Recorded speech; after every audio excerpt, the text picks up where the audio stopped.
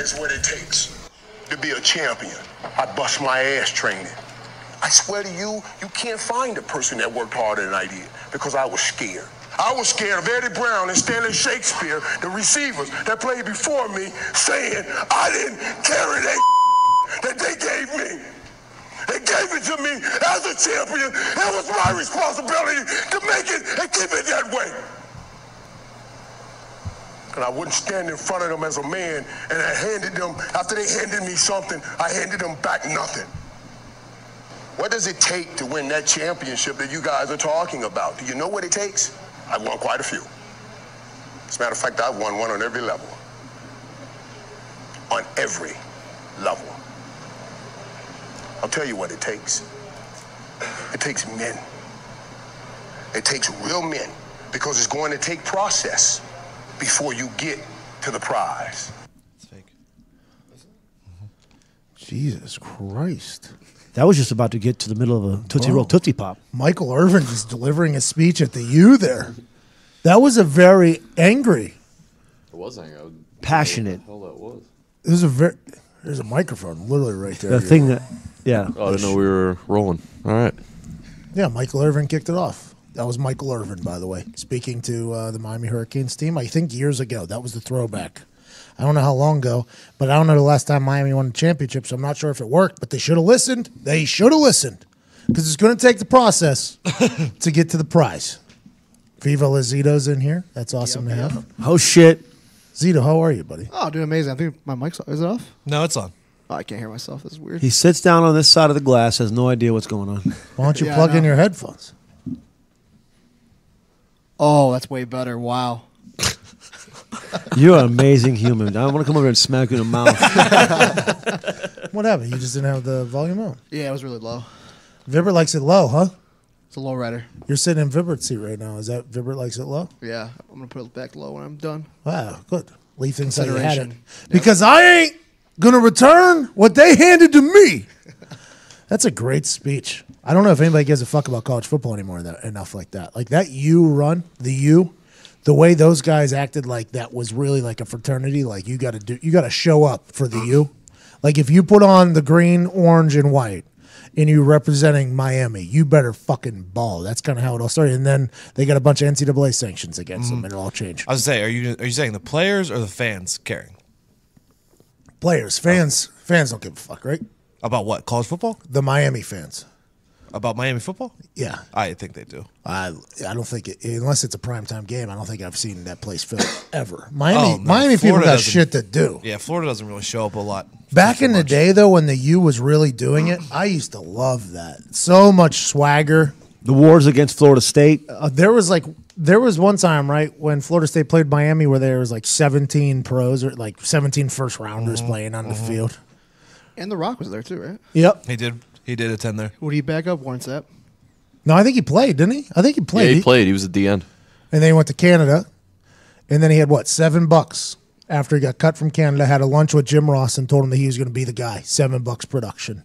That's his thing now. He only had $7 in his pocket, Zito. That's not a lot of money.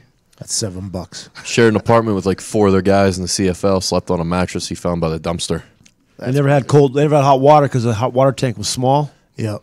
So they would take showers in the mornings. Walked uphill both ways. In the snow.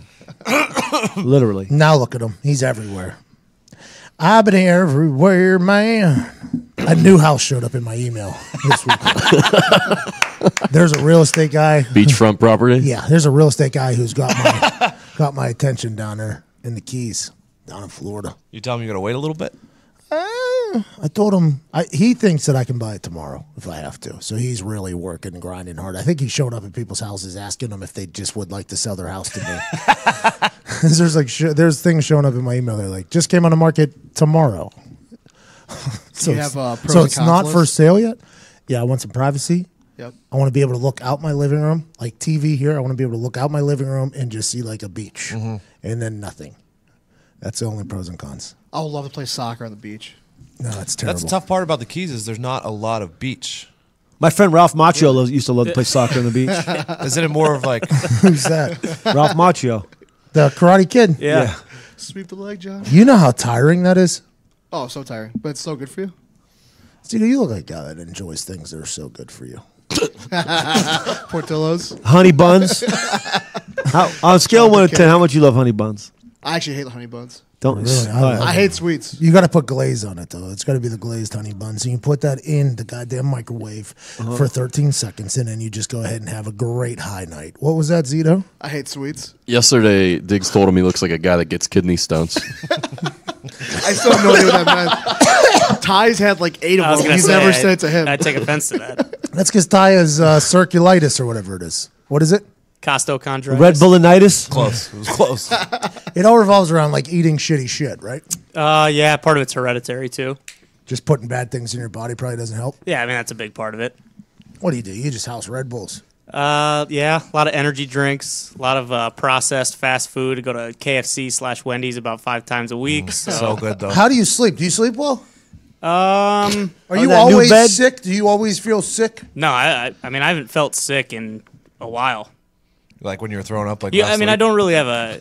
Well, yeah, that was a good This point. is but that was- slowly becoming an intervention for was- Ty. Ty's a big if it ain't broke, don't fix it kind of I'm guy. a- Exactly. I don't really have a choice because like I have to stay up to make sure that everything goes up, and Yeah. I'm in a I don't know, I'm in a cycle now, so I'm used to it.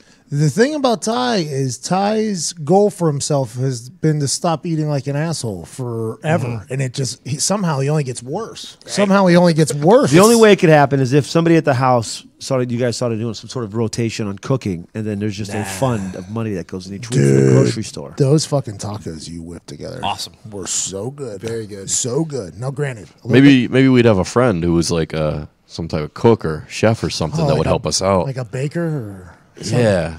oh, what's right there on the tip, like a guy, Like if it was like inexpensive too, it'd be great. oh, for everybody living in the house. Yeah. Yeah. What it would be like it's right there, isn't it? Right there on the tip of our Better tongue. than tip. Be nice to have like a 20, like maybe a 15, 30. How much would you guys? 20. 20, you think? Yeah, $5 each. We're all that's- pitching 5. Yeah. It's $20. It'd be nice if there was just like a chef that would be able to turn $20 into an entire house to eat. That'd be nice. That'd be fucking sweet. Somebody should do that. It'd be cool to know a guy that did that. I know. You know, it's like you don't know a guy, then you know a guy. You know, before you know a guy. It's just one of those things. Yeah.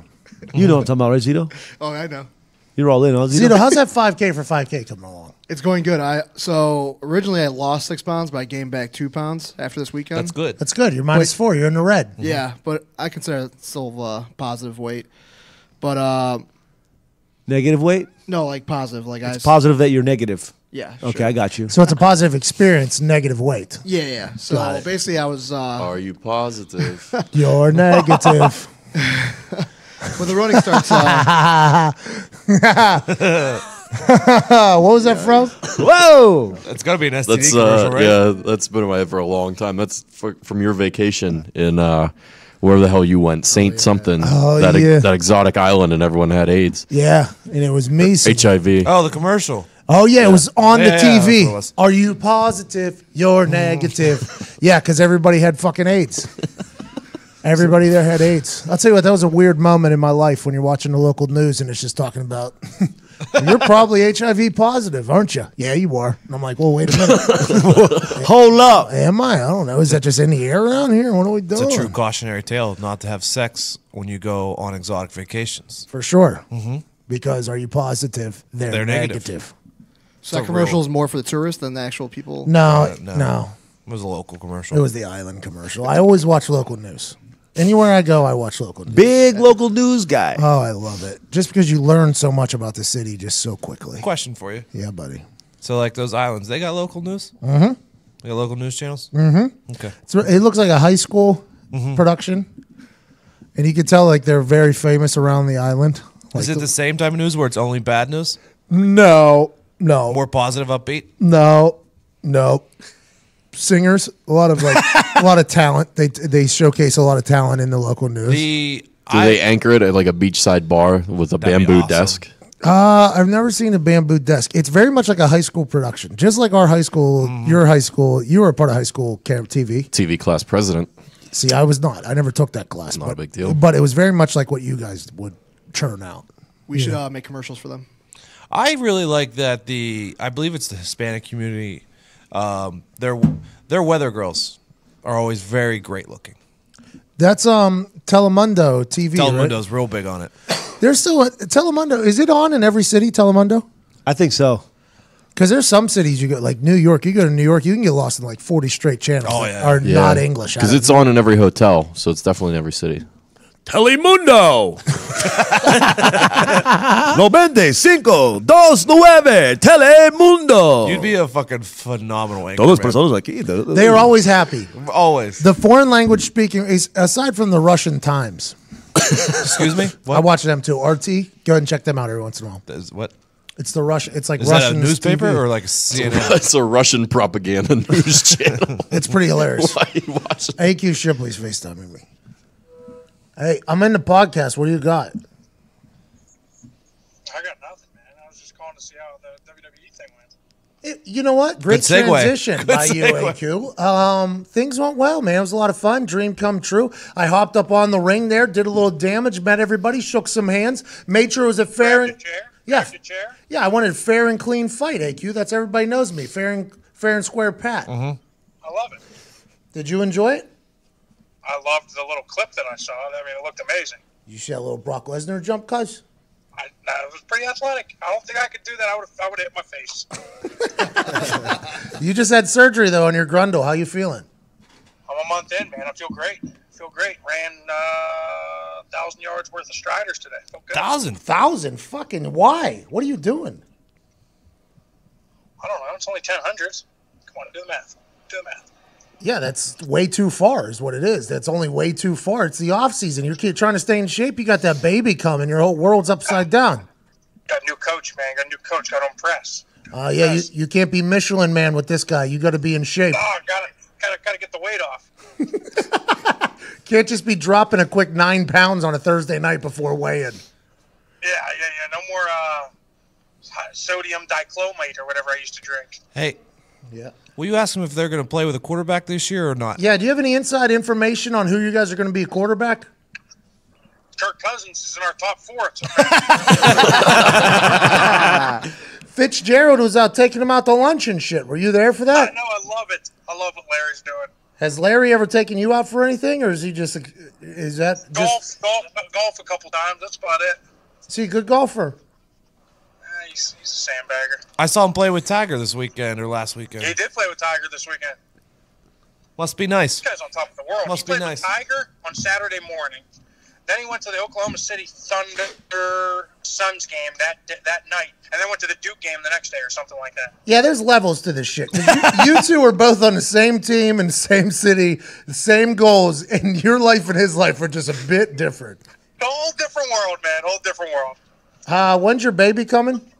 You and I, we spoke about this, man. I remember you telling me there was a difference between you and Donald Brown at one point. Oh, Donald Brown and I drafted in the same class, just 220 picks apart, and his life was a lot different than mine. Jesus. Life's changed for you, though, man. Life's changed. Hey, I talked to Austin Collie today on my podcast. How's he doing? He's a little bit slower than he was back in the day, his brain, but he was still very upbeat. He's working in a concussion field. Really? Yeah. I mean, it seems like that's a perfect field for him. Why is that, AQ? I mean, because he had about 30 of them, didn't he? 6 diagnosed. Have some respect. Okay, sorry. Hey, well, you got a baby on the way, huh? How far? 9 weeks away. Have you thought about this yet? Have you figured out, like, this is about to be a very different ball game here for the Alan Quay Shipley? It's a whole new world, man. Whole new world. Let's hope more mom's genes than your genes. We can only hope so. Hey, thanks for calling in, man. I'll talk to you soon. All right, I'll see you, buddy. What a human. That was an actual just random phone call from him. What the fuck's he running 1,000 yards right now for? Because he saw the combine. Yeah, he saw these young people running. He's like, oh, fuck, shit. I'm going to get cut for sure.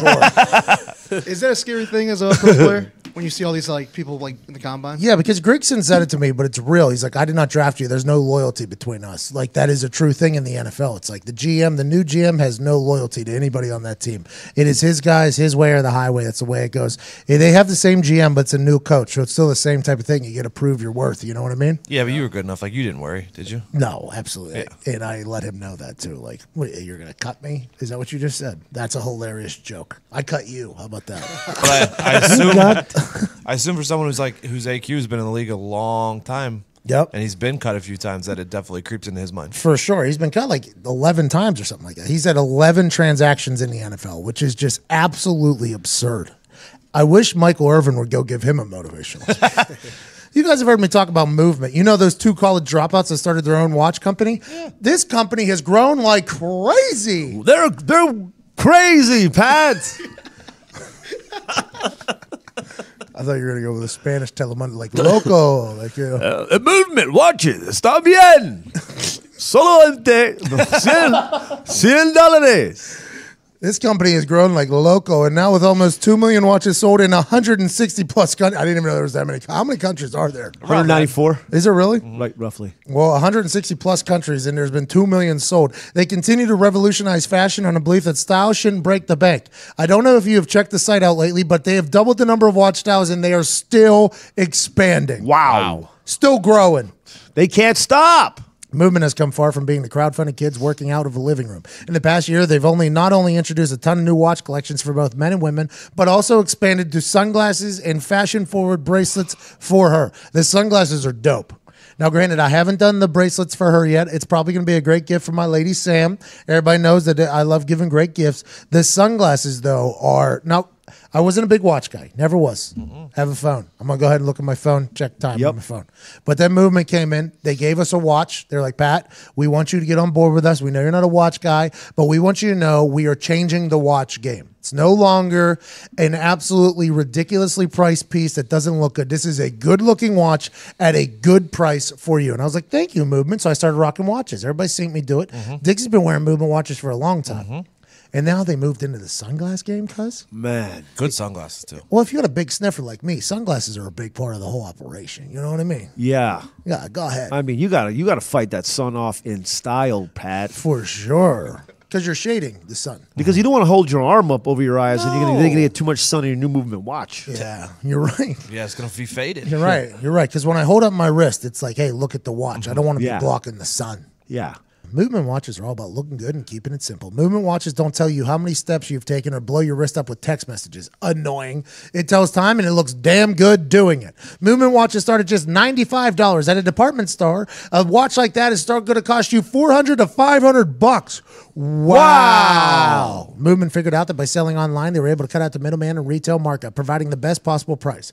Classic design, quality construction, and styled minimalism. Get 15% off today with free shipping and free returns by going to mvmt.com/McAfee. mvmt.com/MCAFEE. See why Movement keeps growing. Check out their expanding collection. Go to mvmt.com/McAfee. 15% off with free shipping and free returns. 15% off. mvmt.com/McAfee. Dope watches, dope sunglasses, free shipping, and 15% off. I mean, let's fucking go. Wow. $90, $95. Solamente $95. There's another country being added. 161 plus countries. You're welcome, Movement. 170. I don't know. Have you ever thought about getting like this whole podcast translated to Spanish and you just double all your listeners? I thought about popping off into Latino. That's not a bad idea. Because it's around us everywhere. I mean, Gonzo, who's the serious producer from New York, Cuban. You're Cuban. Sean's half Mexican. I mean, we are a Latino. We're damn near 50% Latino around here. And I think we should because I respect the hell out of the community. I respect the Latino community. You forgot Jordan Berry as well. What is she? Also Hispanic. Really? Her father's, I think Mexican. Yeah, es nombre es Jorge. Jorge Berry. Sí. I have thought about that numerous. I wanted Sean at one moment to really turn it up. Like for a time, I was like, Sean, need you to start speaking in more Spanish just so we can pick up the Gabriel Iglesias fan base. You know what I mean? Go ahead and get in there. The Shakira fan base. It's a loyal fan base. The Latinos are very loyal. And I just love it so much, but it's a lot of work. I tried to learn Spanish a couple times. I can't do it. Yo dice, Pat. Yo soy okay. I think you just get translators that look like you guys, Hey. and then have them talk. Enough. Solo. Uno más. Está bien. Lo siento, Pat. Lo siento. Siento. Hey, enough. Somebody tweeted me to siéntate, por favor. Siéntate. Siéntate. Yeah. Is that mean Sit down. Yeah. Somebody tweeted me that during the NXT thing. I read the tweet. They were like behind me. They took a picture and they were like, siéntate, por favor, at Pat McAfee show. And I like looked up what that meant and I was like, not a fan back there. NXT was awesome. That one guy in the back of us, it was like up on top. Yeah. Fuck you, McAfee! Yeah. You suck! I'm like 10 feet away from that guy too. Like like in football, there's like a barrier, you know, like they're up a seat. That guy's literally right behind me. Like let's say I just walked over there and then planted a fist into that guy's face. Like what happens at that moment? Dude, there's some great hecklers at that place. Wrestling is awesome. It was beautiful. When fucking Velveteen was wrestling, when it got quiet and he was in a headlock, somebody from the back yells, "Don't fuck up the do-rag!" It was so perfectly timed. NXT was this tight little intimate setting up there at the Egyptian Room in Old National Center. And I got a chance to live out a WWE dream there. Did a little Lesnar hop up on her, grabbed the goddamn chair. Fair and square, just like I told AQ. I'm a fair and square guy. And that's the way it goes. WWE.com wrote an article about me not being too far off maybe from an NXT ring. I mean, what's going to happen here, guys? Huh? Is it time for me to go out there, show off the strongest leg to ever walk this goddamn earth, and go ahead and give my my lifelong dream, something that we've talked about since I was a child, doing? This could really be happening, and right here, we're right in the middle of it, and we got people saying "siéntate." I think it was because you were just blocking their view, Pat. I don't like standing at events. I always feel bad because there's always some child behind me. Yeah. And I hate kids, but I don't want to ruin their moment. And I'm a bit of a wall. You know, you make a better door than a window. You know, I'm standing up there in front of the kids. I never want to do that. I never want to piss off the kids. But I'm like, man, everybody else is staying. Trick a lot of kids. Kids should pony up and get some better seats. True. Well, we got our seats for free, so we can't talk about that. But you're right. Those kids should be mad at their dad. Cough it up. That guy who was saying "fuck you" to me, by the way, he was right about one thing. I should have wiped my feet off before I got in the ring. That's like classic etiquette. I messed up. That's the only thing I messed up. Did they have a rug? No, that's just kind of the move. On the outside of the ropes before you get in, you're supposed to wipe your feet, wipe the dust off so you don't ruin the ring. By the way, that ring is much nicer than mine. Much nicer. Much. You got the Pat Shoes version of a fucking of a ring at your house. Dude, my ring is concrete compared to their ring, which is very... I had this conversation with Baron Corbett. He texted me last night after seeing everything go on. And I get this text last night. You're going to enjoy this, Nick, because you'll kind of know what it means. He sends me a text out of nowhere. He goes, "You little Mark boy, a rocket attached to your hip with a Lesnar fucking jump." That's what he texted me. Baron Corbin and I have known each other since my rookie year. I said, "Haha, you see that jump? That was pretty impressive." He said, "I did. Did you have fun?" with a question mark, you know? I was like, everybody was so cool. It was a great time. I think a guy got actually hurt, which sucks, but it was a good time. He said, "Who?" And we were coming there soon. SmackDown's coming. We should say what's up or whatever. I said, "I think his name's Fish." The ref threw up the X. I'm not sure what that means. I said, "By the way, the ring was much nicer than mine." And that is something that does feel good. He said, "Yeah, I would hope our ring is better than yours, Pat." I said, I'm happy though, because honestly, I thought I was one of the softest dudes on earth, which is still probably true. But I feel a bit better about myself at night when I put my head down on the pillow. Like, man, because I was like taking bumps for like 6 weeks in my ring, and every time it hurt. Like my body would get used to it. It wasn't like I couldn't walk, but every time I was like, "There's no way these dudes are doing this every night." That's what I was thinking too, because I took like 2 bumps in your ring, and I damn near almost gave myself a concussion. And I was like, it has to be softer than this. It has to be in my head. And then I got in the ring last night, and I was like, oh my God, this thing is a lot. This is much nicer than the one I bought blacked out at 3:30 a.m. That makes a lot of sense. But you train in that, it's better because then that's much better for when you get into a real one. You know what they say? Practice in harder situations than you're going to have in a That's game. what I'm saying. You know what I mean? Yup. Everybody been doing that since the beginning of time. Everybody. Since the dawn. WWE NXT people were so cool to all of us, though, weren't they? They were very cool. I mean, there was 10 of us in there. Everybody was so nice. All the wrestlers were nice. All the production people were nice. The NXT people were so nice. That was just a cool night. I think Rip Rogers really loved it. Yeah, he did. I think Rip Rogers really enjoyed it. He told me that he was like, I think he said, man, I felt like a kid again watching you out there because I was so excited to be a part of it. So excited. I had so much fun. And getting able to drop the suck it. I mean, come on. That took me back now. Just walking around in the middle of soccer games, scoring a goal and running up to a kid's mom like, fucking suck it. When did you decide you were going to do the suck it? When he did it to me.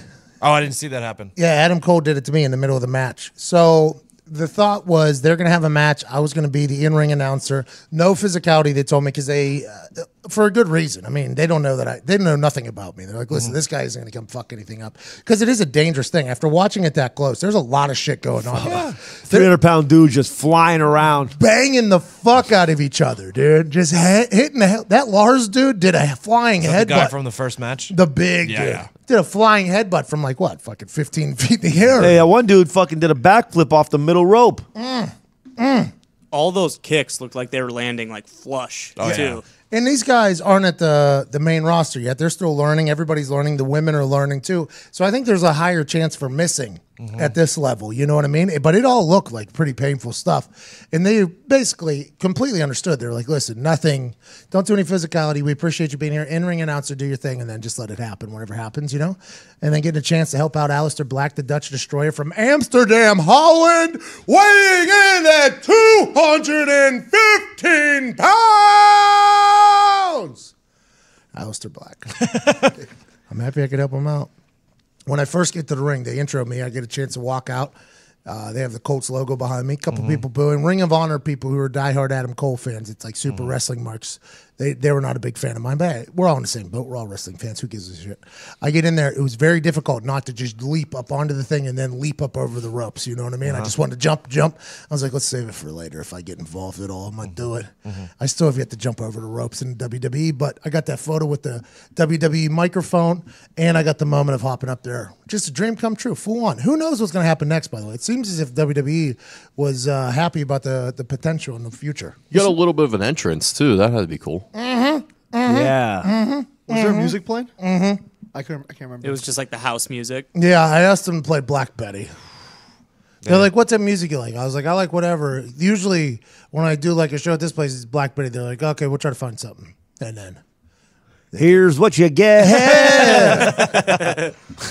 Here's something you didn't know you wanted. and the guy, Vic Joseph, who was very nice to me, called me McAfee. Oh, yeah.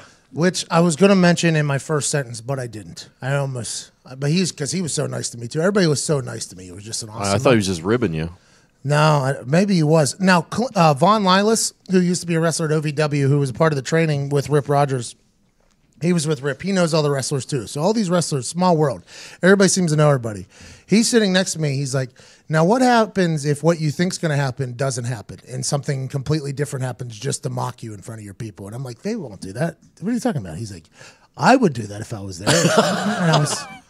So there was a moment of me sitting there and like, what if I just get kicked right in the fucking face?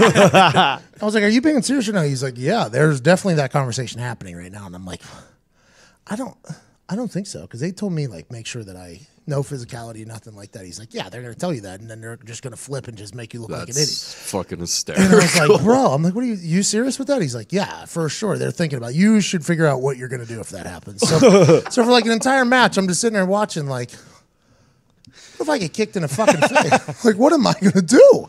And I was like, I'm going to run, by the way. I'm going to let you know that if something starts popping off, I am going to run away. He said, okay, yeah, just as long as you have a plan, because it's probably going to happen. So I go back there, I go out. The entire time, there's a little seed in the back of my head that something terrible is going to happen to me without me knowing it. And it's just going to be a big embarrassment fest. And WWE NXT is going to go tell me to fuck myself, basically. And it didn't happen. So I'm thankful for that. Very, very thankful. That's messed up and hilarious. I really enjoy that. It's like taking an edible or something, and then like 10 minutes into it, someone's saying some fucked up shit to you. Oh, by the way, That's it's classic you. PCP. That's like Bert Kreischer. Hey, you just took PCP. It's Angel Dust, Holmes. Yeah, I thought it was going to happen, though. I was in a bad spot. Next thing I know, I'm in a Debo pigeon coop. I mean, it seems like a dick move on him to tell you that, but it's also a very nice thing that he told you that, just in case. Yeah, so I had a plan in my Yeah. head if I do happen to get somebody's foot across my face. which I guess is possible at any given moment. That guy was ready to fight at any second. He was like tensed up. I was sitting next to him for a while. Yeah. He was ready to jump over, so I think he was ready for like to back you up. All those old school wrestlers. You're right. I think he did think it was going to happen. Yeah, like he was ready. I think like him telling me it wasn't a rib. It wasn't him like ribbing me. It was him like, hey, this could really be bad for you. Like He's probably seen it happen. Yeah, because I'm assuming in some indie shows that has happened, like at their house or whatever, like in their high school, like they throw a show together and then it's just like it gets deboed. But boy, that was definitely in the back of my head the whole time. I'm like, Debo's a good word. I'm fucked right now. I'm completely fucked right now. He just said Debo, I think, right? Didn't you say something about Debo? Think so. Literally, if we were to go back to the tape here, Yeah. like 10, 15, maybe 45 seconds. That was actually a Chris Tucker line when he's hanging out with the Mexicans and they get him fucked up on PCP. Okay. And then they go, "It's Angel Dust, Holmes." Oh, so he didn't say Debo. Oh, that was a Debo reference maybe 2 shows ago. I did drop one. No, of but that those. was big in high school. Get your shit Debo'd. Yeah. Well, Debo is a pretty big deal. Yeah. Debo is a pretty big deal. He just stole your bike. If My grandmama gave me that chain. He gonna cry in the car. That movie created 2 of the greatest lines of all time. By You Felicia, got knocked the fuck out. And what else? and like you got knocked the fuck out, and like you got deboed. Well, I think Debo, the character, came. Yeah. Just that in general, the character of Debo. But you could say it's like you just got deboed as a reference, right? Yeah, for That sure. was a power move for actors with fucked up eyes at that moment. Like that really helped us. That brought us back into the force scene of cinema, American cinema. Debo. No, Debo having that eye. So you think that helped out fucked up eyes everywhere? Oh yeah, because after that, then the guy that was on Boardwalk Empire was a lazy eye. He got a nice. Nookie? He got a role. No, he was a New York guy in like the later seasons. in Oh, the guy who Boardwalk played Empire. Johnny Torrio? Yeah, no, the with the eye. The firefighter guy. Not Richard Harrow. He had the fucking eye. He was the only guy with the lazy eye in fucking Boardwalk Empire. I think it was Johnny Torrio. Yeah, the guy who plays Johnny Torrio. Yeah, I don't know okay, what his okay. real name is, but Yeah, yes. I like a good bad eye guy. Debo got in the wrestling ring before. He wrestled. Really? Yeah, I think they called him Zeus. Before he was Debo, he was Yes. Zeus? Yeah.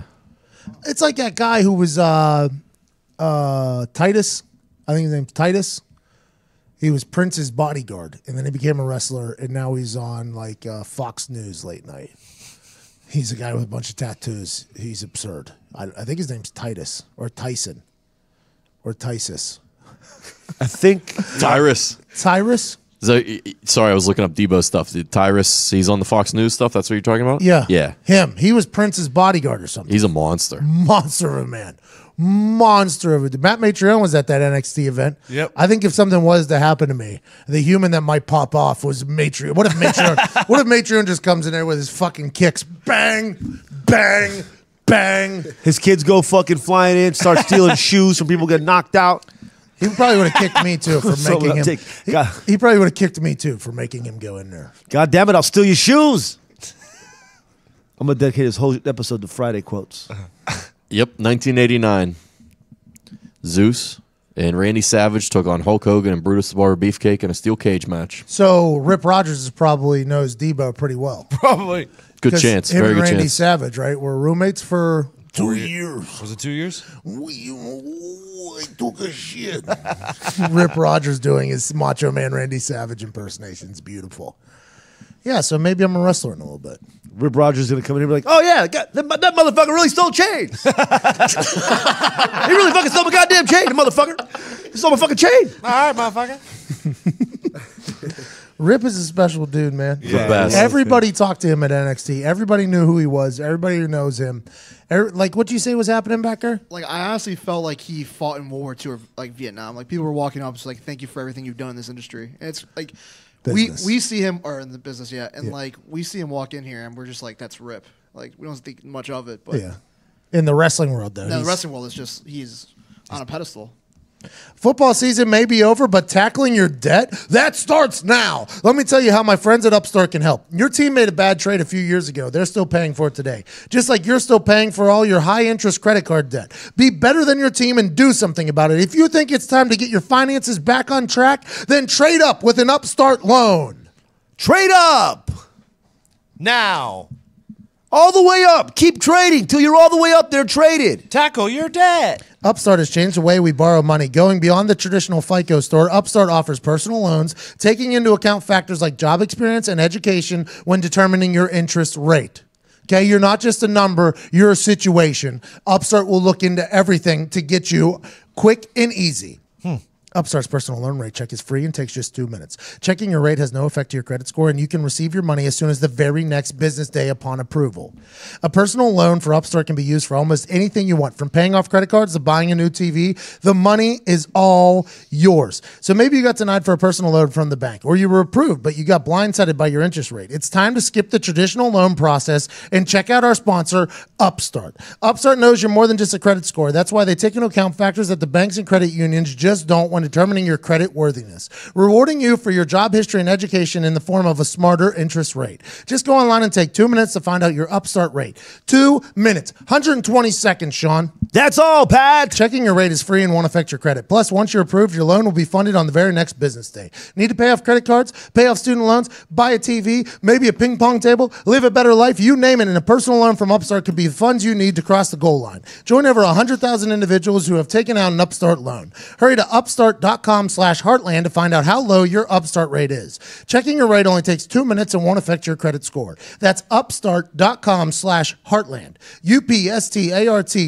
upstart.com/heartland. Checking your rate only takes 2 minutes and won't affect your credit. That's upstart.com/heartland. Loans offered by Cross River Bank, a New Jersey state chartered commercial bank. Restrictions apply. For details, visit upstart.com/heartland. Pat, I'm going to go see if that car is still there. The parallel parked car from earlier today? I'll tell you what, I think that guy's going to need a personal loan to pay for whatever debt he's definitely in. This guy parallel parked in front of our office. Half the car is up on the sidewalk, and the front end of the car is hitting a minivan, and there was nothing behind him. He could have done differently. He was just the worst parallel parker in history. Fucking move. In a Ford Focus on a Monday morning. He has had it with this Friday, Saturday, Sunday. He is tired. He's hungover. They told me to parallel park. I don't know how to do it. He parks the thing on the sidewalk and then runs it into the van right in front of it. It's amazing. And it's the size of a fucking match, but it's tiny. It's a tiny little car, too. It's incredible. How did the van react to when they came out? I saw you guys watching. Just left. Didn't even notice. I don't even think that lady noticed that she got hit. I don't even think she noticed that she got hit by a car that was parallel parked halfway onto the sidewalk and right into the back end of her van. Just left. How can you give that little a fucks? Though? Live in the south side of Pittsburgh. I've got bad news, guys. It's gone? Yeah. We missed it. We missed it, but the good news is I left a note in the car. What did your note say? My note said, "Hey, buddy, this is me, Sean. It's your friend Sean. It's your friend Sean. I cannot get over how much I love how you park this car. Your level of zero fucks is admirable. Mm-hmm. Please call me. We'd love. You can use a different name. We'd love to talk to you about what was going through your mind when you parked this fucking car today." Half the car was on the sidewalk. When you parallel park, if you hit the curb, you're like, I hit the curb. Let me stop and pull this forward. No. This person kept it on going like American Ninja Warrior for the car. Up on the sidewalk, they're like, oh, this isn't good. So they pulled forward so they can get the front end of the car and just hit the minivan in front of them. And they're just on the fucking sidewalk and hitting a car. Like a glove. There ain't no way. There ain't no way to fuck that up any more than they did. You can't fuck up a parallel parking job more than that person did. How'd they get out? Like, what does that person do? Do you think he got out and was like, yep, nailed it? I think he got out like, fuck this. I can't be late. It had to be somebody that was late. Yeah, I can imagine he was really, really late for that. Or really hungover. Or both. Probably both. Or clueless as fuck. You think it was maybe a stolen car? Nah. You think maybe it was a high schooler who stole a car? I think it was somebody on their second day of their job. I've been a part of a couple high-speed chases. Really? Oh, yeah? Mm-hmm. How'd that go? How'd it turn out? 2 of them. Hey, it looks like you got away. Good for you. Well, the one time I ended up in the crime scene. Because I followed it. I followed it for sure. Of course. So it was a 4-way intersection. Mm-hmm. I was in Escalade with 24s on it. Okay. In my house in Brownsburg, one of my first houses. And I was going to pick up a little BK Lounge. Oh, yeah. It was in the off season. Uh-huh. I'm assuming I was a little bit high. Before that. Conor McGregor. I wouldn't drive high, obviously. Yeah. Conor McGregor commercial is incredible, by the way. Good for Burger King. They get it. Burger King gets it. The king gets it. No free ads, but Burger King gets it. And their burgers are better than everybody else. 5. I mean, I don't No know. free I don't ads. know what the fuck that flavor or spice they're using that makes it taste flame broiled because we know it ain't flame broiled. But Jesus Christ, it works. That is incredible they get that flavor. Because when you bite it, you go, Flame broiled. flame broil. Has to be the same person who invented the McRib. I bet it crossed over at some point, contract negotiations. Do you like the s- McRib? Like the Sprint guy. I'll eat a McRib, no problem. The Sprint Verizon guy. Yeah. So there I am. Behind the scenes. Yeah, I'm turning left at a 4-way intersection. Red light. All 4 sides have a red light. And for some reason, my light turns green. I'm turning left, even a left arrow. Nice. Left arrow green. So I'm turning left, 24s, all blacked out Escalade. How you like me now? Excuse me. How's it going? Young, dumb, bad money decisions. You get it. Bar of Bad Decisions now has that Escalade and the 24 still. 2 different piles. And I go to turn left, and for some reason I look back to my right while turning left, and I see this fucking like Tahoe come flying through the intersection, and I swerve. They swerve around me around me to keep going straight, so they're coming from my right to left. I swerve, almost hit a car that was coming from my left to right, just waiting at the red light. Boom. 15 cop cars then. Boom, boom, boom, boom, boom, right by me. I'm like, oh, shit. So just like any human's going to do, Follow it. I get in line. I'm like 16th cop car. You're gone. I'm gone. See you later. It's like I put my 4-ways on too. Like I'm in the fucking chase. Yeah. Now I'm an undercover in this chase. I'm all in on this. Obviously, it doesn't make it long because these people were going 80, 90 miles an hour. I have no idea how I didn't get hit. I like to think that they saw my car and were like, oh, nice rim. And like, you know what I mean? Like they complimented me as they were. Yeah. So I follow this all the way down. Next red light, they launch. They hit a pole of some sort, end up in a parking lot. All the cops end up in the parking lot as well. So I just go ahead and follow them in. It was like a bank parking lot. Like they would have never known that I wasn't going to the bank. So I'm definitely not a member of that bank, whatever it was. It was not a member of mine. But now there's a full caution tape thing around the entire parking lot. And I'm inside. You couldn't get out? Couldn't get out. I am inside a police zone. Yes. So I tweet about this. I'm like, yo, almost just died in a fucking high-speed chase over here. I get a couple of news stations that are like, where are you? I'm like, Brownsburg, boom, boom, boom. Helicopter now is flying over top, and the helicopter is shooting. So now I'm watching on Twitter the live dropper shot. You see like 15 cop cars and my Escalade, and then you see the whole action going on right over here. And I'm like, oh, this is embarrassing. First thing I do, text my mom. Mom, I'm on the news. For what? I'm in the middle of a high-speed chase right now. Well, it's ended, but I'm in the middle of the crime scene. And she's like, well, how did you get there? I'm like, long story, Mom, just look at the Indianapolis news. I'm in the middle of it right now. And she's like, Jesus Christ, well, be safe, will you? I'm like, I'm trying. So I'm the only person sitting in there. Now I'm starting to think like, man, maybe I'm not supposed to be here. You know? Like, this could end up bad for me now. Now you started thinking this? Yeah. Okay. I thought I was an insider there for a little bit. You know? I'm like, fuck it, I'm inside. There's that Jake Gyllenhaal movie. That's what, yeah. I'm breaking news now. But now I just kind of want to lay low and not be in anybody's way, but I literally can't leave. Like, I cannot leave. The entire thing is like fucking caution taped off. You didn't think about like, hey, I was in the bank. You think I could get out of here, guys? I gotta go pick up my kids. No, because at least 2 of those cops saw me pull in afterwards. Like, at least 2 of them saw. They had to have. Because there were so many cars, so many cop cars for so little action. Like, this one. So then they arrest the kids, right? They get the kids out of the car finally, and they walk right in front of my car. Right in front of my car, right into the back of like a sheriff wagon, and off they go. See, I actually see these kids right before they get in there, and I like wave at them almost, but they're handcuffed, obviously. I get a little head nod from them. I'm very thankful. Like, what's up, guys? So then finally, like 30 minutes later, they let me out. I leave. I look on the news, like, yeah, they murdered like 5 people. Those two kids. They were 2 young kids trying to get in the gang. They had to get blooded in or whatever, so they had to go shoot somebody, stole the car, killed a guy, stole the car, crashed that thing. And I'm just giving them a head nod on the way in, like, see you later, guys. You guys are going to jail forever. It was nice. It's nice to see you guys. Have a good one. They'll be in the gang though when they get out. In jail, they'll be in there too. Worth it. Yeah. Worth it. So that was it. Were you blowing red lights with the police officers? It was the next red light. Where Didn't make it. Oh, they yeah, but I would have, by the way. Yeah. I would have. Little BT dub there for you, Zito. Yeah, I would have done that. Pay attention I to had my stories. fucking 4-ways on. Yeah. You know, I had my hazard lights on. I was basically a cop at that moment. Fun fact, if you put your hazards on, you're basically a cop. Yeah, it's like a funeral procession. Do you think- What do funeral processions do when a train comes, by the way? Wow. Huh? Wow. The train better fucking have some respect. They map it out so they don't have to ever do that. And I'm sick of these fucking school buses stopping at the train tracks. Like, get the fuck on. You're a little bit longer than my truck. What are we doing? You can't, if that train thing is not good enough, the stop arm thing, to get an entire school bus through, we have an issue with the arm thing, right? I'm sick. I had 3 fucking buses stop at the train tracks in front of me this morning. 3 of them, because they just picked up from the school. They're right there.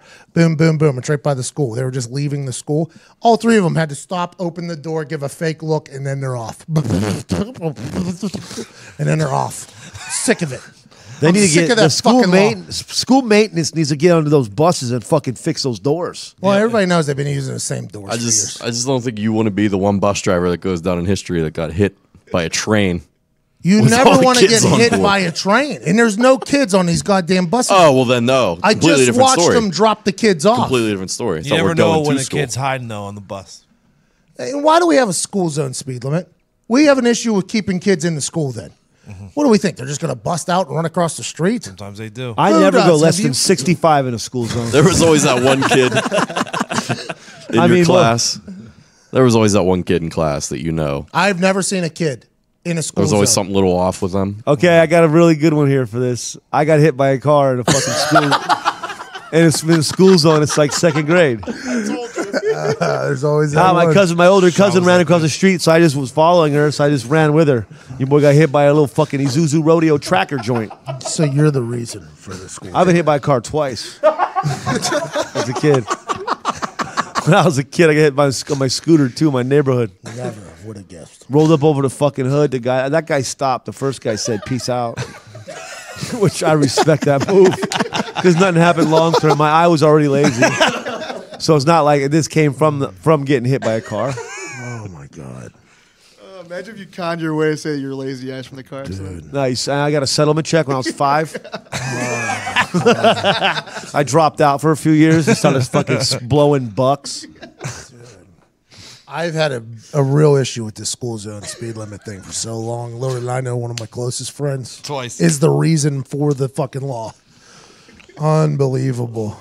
I bet you some congressman was like, had a kid in my thing twice, got hit right out front of his school. Oh, Jesus. All right, so let's keep the school zone speed limit thing for the special lazy-eyed kids. Yeah, but I still do 70 in school zones. But I think the bus thing at trains need to... You're saying you earned that, right? Yeah. He's trying to pass the torch to the next kid. They pulled me over. I'm like, I got hit by a car in a school zone when I was like 7. All right, get out of here, man. I got to pass. We get little badges. I can't believe that. That's out of control. Makes so much sense, though. And the lady was there, the crosswalk lady. She was like, bam! Still got hit. Don't do what you just did ever again into a microphone where I am listening on the other end. Oh, it just had to happen. Whose whistle is that? Why is there a whistle in here? I was going to officiate some arguing that was going on here earlier during the serious show, but then I didn't. The time and place ran off, so the whistle didn't play. Yo, think about just putting a whistle in your act from now on. Could you imagine out of nowhere just a fucking whistle? But like, just do it for like people doing weird shit in the crowd. Just bust out the whistle. That's like your only fucking thing you do. That's how I fucking. Somebody goes to the bathroom. Somebody goes to the bathroom. Come back. Stop the show. Full on. We will take a 30-second timeout so blonde-headed guy can go take a quick shit here. Something to think about. That's hilarious. Not a bad little gimmick. After about 5-6 Tito's and soda, you never know what can happen up there. Yo, if you use it, does that make me a ghostwriter?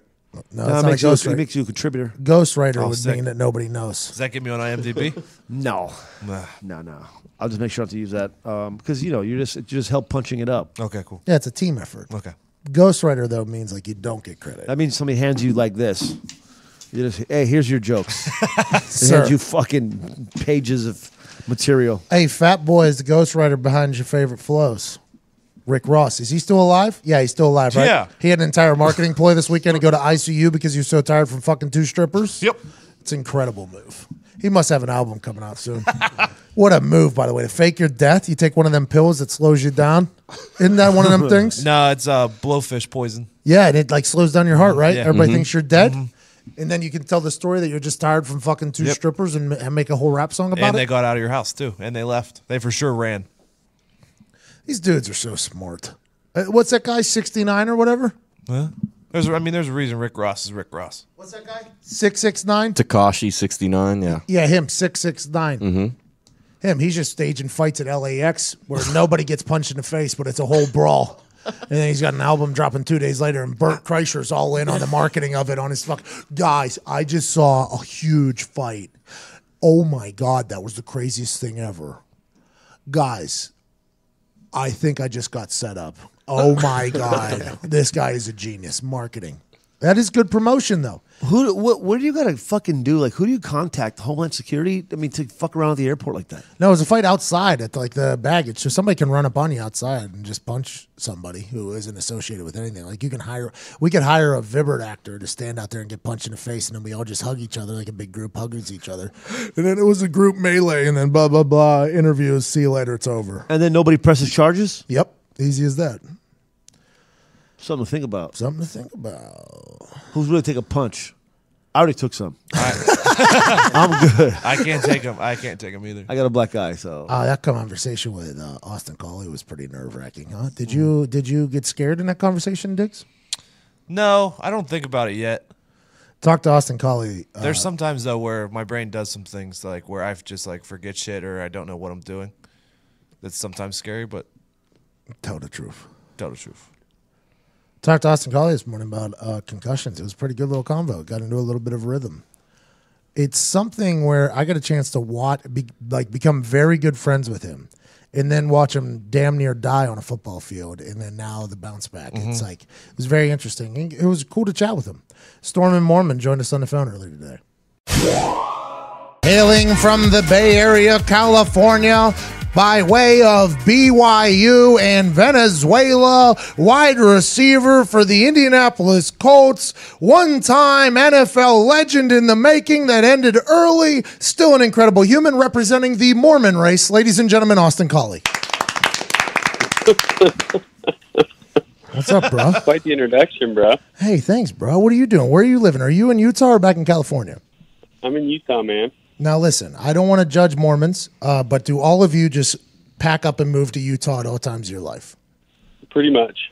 Now, you were a guy who came into the NFL the same year as me, but you were much more mature, obviously. Much more mature. You were a guy who was on a mission in the NFL and in college, and you just had this incredible career that seemed to end early. Do you have a bitter taste in your mouth with how the NFL career went? Because at one point you were leading the NFL in receptions, yards, and touchdowns all in one season. It was just a remarkable play after remarkable play.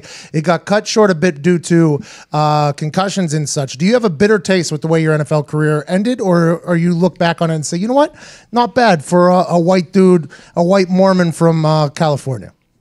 You know, I was just happy to be there, dude. I was just, my ultimate goal was to make it to the NFL and to already be catching passes from Peyton and being in the huddle was already just something that was, I had to pinch myself every single day. So to go beyond that and to, be leading the league and whatnot, that was kind of it was a whirlwind, right? But no, I was just grateful I was there playing, man, because not a lot of people get to experience something like that. Now, there's a story that I enjoyed telling. I think it was against the St. Louis Rams. You ran a flat. You're out in the flat. It would have been a touchdown. Peyton Manning throws it. You attempted to catch it with one hand. You did not catch it. You're jogging back to the huddle, and what happens? Get your ass out of the huddle. Peyton kicked you off the field. He literally kicked him off the field. The relationship that Peyton had with you was almost like a father-son situation. Did you see it the same way? Yeah, I'd say older brother, little brother. Do you remember? Relationship. Do you remember J Mac, the guy who had 30 for 30, the basketball equipment manager who got in a game and then he made 10 3-pointers in the last fourth quarter? He was a Colts ball boy for a while. Like, he would come to training camp and he would do an impression of Peyton Manning. And the first year I was there was my rookie year. His impression involved yelling at Austin Coley. Like, it was like, Omaha, apple, apple. Get over here, Austin. Like that was like his thing. It was amazing. It was magic. Bro, I forgot about J-Mac. What a good guy. Great guy. What a stud. It was. I'm glad you tell the story as if I attempted to catch it, because that's not entirely true. I actually tripped and fell. So you trip and fall. You look unathletic. You come jog back to the huddle for the next play, and Peyton Manning kicks you off the field. Get out of the huddle. Did you respect the fact that Peyton looked at you and saw the potential in you early? Oh yeah. That's why I understood where he was coming from, right? I was definitely kind of on the same page. I mean, some days it was frustrating, but I loved it, because I tell people all the time, man, there's not a single, as far as when you talk about leading the league in those categories, he was the guy who pushed me to get there, right? Yep. And I didn't even know I had that potential. But it was because he kind of set the bar so high, and I wanted to make sure and not let him down. To not let him down, it was, he's kind of responsible for getting me to that level at one point in time. Now your career is probably remembered by most people. Not the people that got a chance to play with you and watch you work day in and day out and saw your tremendous talent level. A lot of people remember what happened in Philadelphia in the middle of the field, where all your teammates, and I assume your family, had a goddamn heart attack thinking that a bad situation has happened. The concussions that you encountered, do you look back and have you ever seen them? Do you ever watch them? Do you ever think about them? Anything like that? Or is that just something you try not to ever think about? No, I mean, I think about them every day, only because that's kind of what I'm doing right now. Is I do a little consulting work for a concussion application called Canary Concussion. So that's kind of in the forefront of my mind at all times. Do you think the NFL is getting safer? And do you think it's possible to have a concussion-free league with the way NFL is? Yeah, I think it's getting safer. I don't know. It's such a hard question. I think in the game of contact, there's always going to be injuries, whether they're head injuries or whether they're orthopedic injuries. There's always going to be injuries in the game, right? But I do think that there's more awareness within the players, and all the research that's coming out, and that's kind of what I'm trying to do, is just kind of bring more awareness to youth leagues and high school leagues and whatnot. So. Now, you said you're working for is it called Concussion Canary? Is that what it's called? No, it's called Canary Concussion. That's on me. It's the same words. You see it. I just had them in. Now, let me go ahead and do a deep unveiling of what this is. In the caves back in the day, they used to send a canary in, and the canary would come back and report whether or not, basically, if they could go. If the canary did not come back, can't go in this cave. Not a good situation. You guys are the canaries in the concussion front, leading the way to give warning back. Is that right? Yes, sir. Look at me go! Wow! Holy shit! That was deep. I respect that. What is Canary Concussion doing on a daily basis? What do you guys do for the peoples? So right now we offer an assessment tool through the SCAT assessment tool. It's integrated into a digital kind of platform that allows youth organizations, high school organizations, and universities to perform the SCAT on the sideline or in the locker room, and then store that data. But the cool thing about it is it's also voice interactive. So we record the response of every athlete from a baseline standpoint to an assessment standpoint. So not only are you getting the baseline and the assessment score of the SCAT, but you're also getting the audio that comes with it. So you can listen to the responses of the athlete before they got hit and then after they got hit, right? Yeah. The voice is probably provides the second most richest DNA that our body, information that our body puts out next to the DNA. Holy shit! Did you hear that? What if you're tired though? Like, what happens if, like you had to go through a lot of these concussion protocols and tests afterwards, and the standard like before the concussion conversation hit a national level with Dr. Will Smith. Shout out Will Smith for being a doctor. Shout out to him for telling the truth. Nick Moraldo, shout out to him. The old school test on whether or not you had a concussion in the NFL and everywhere was like, follow our finger and what state are you in right now? It was like, what state are you in? What day is it? Okay, you're good. Get back in the game. Now there's a lot more going into it. What are some of the questions that are asked by the players in the Canary concussion? So right now, it's no different than what the standard concussion assessment tool offers, which is kind of a delayed recall. You give you 5 words. You got to immediately remember those 5 words, and then they ask you those 5 words later on. Right now, that's really what is integrated into the iPad or the iPhone on that digital platform. We just have made it digital and then provided a little bit more of another objective method through the voice, right? But ultimately, the goal is to get to a point where we can kind of do like a voice analyzing. It's a voice analyzing tool where a player comes off to the sideline, they speak into the iPad or the iPhone, and then we give them, just by saying a sentence, we give them like a concussion score. That's ultimately the end game there. Wow. That's an incredible idea, by the way. And it's coming from no better person than a guy who was known for having one of the worst concussions in history. Let's think about that. So back in the day when I used to drink, when I was young and dumb, you wake up in the morning and you're told about some things that you did that you don't necessarily remember. You're like, oh, fuck, why did I do that? Why did I send that text message? Why did I do any of this? This is stupid, poor decision. You come back. Now, granted, you only drink Diet Coke. Do you still drink Diet Coke, or you're not allowed to drink Diet Coke? No question. No, that's your beer. Diet Cokes are your beer. You know it. Get all hopped up on that caffeine and let's go ahead and have a night. We get a little crazy on, and then occasionally a rock star, and that's when things get a little wild. Wow! Have you ever tried to shotgun a rock star? Really do the Mormon shotgun? I haven't. I'll tell you what. I know a little bit about you. You Mormons, a lot of money. That's probably something we should think of and sell to the Mormons. Is like a rock star shotgun tool for the Mormon shotgun. That's something we should write down. Hey, dump that. I don't want that to get out. Dump that. That's not going to be live on air.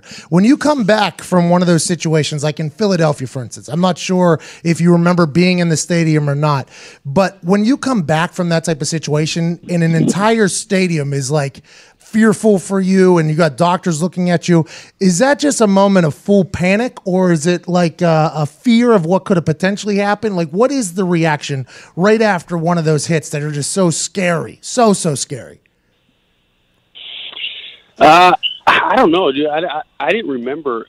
So when I came home that night, my wife obviously was kind of like a deer in headlights, right? She was wondering what had happened and asking if I was okay. And I was like, yeah, I'm fine. I don't, not that big of a deal. And she had told me that after, when we had talked on the phone, I remember talking to her on the phone in the locker room. And I remember making 100% complete sense, right, when I was talking to her. And she had said, she's like, oh my gosh, I've never been so scared in my life, because when you were on the phone, we were talking on the phone, and I was asking those questions, you weren't making any sense, right?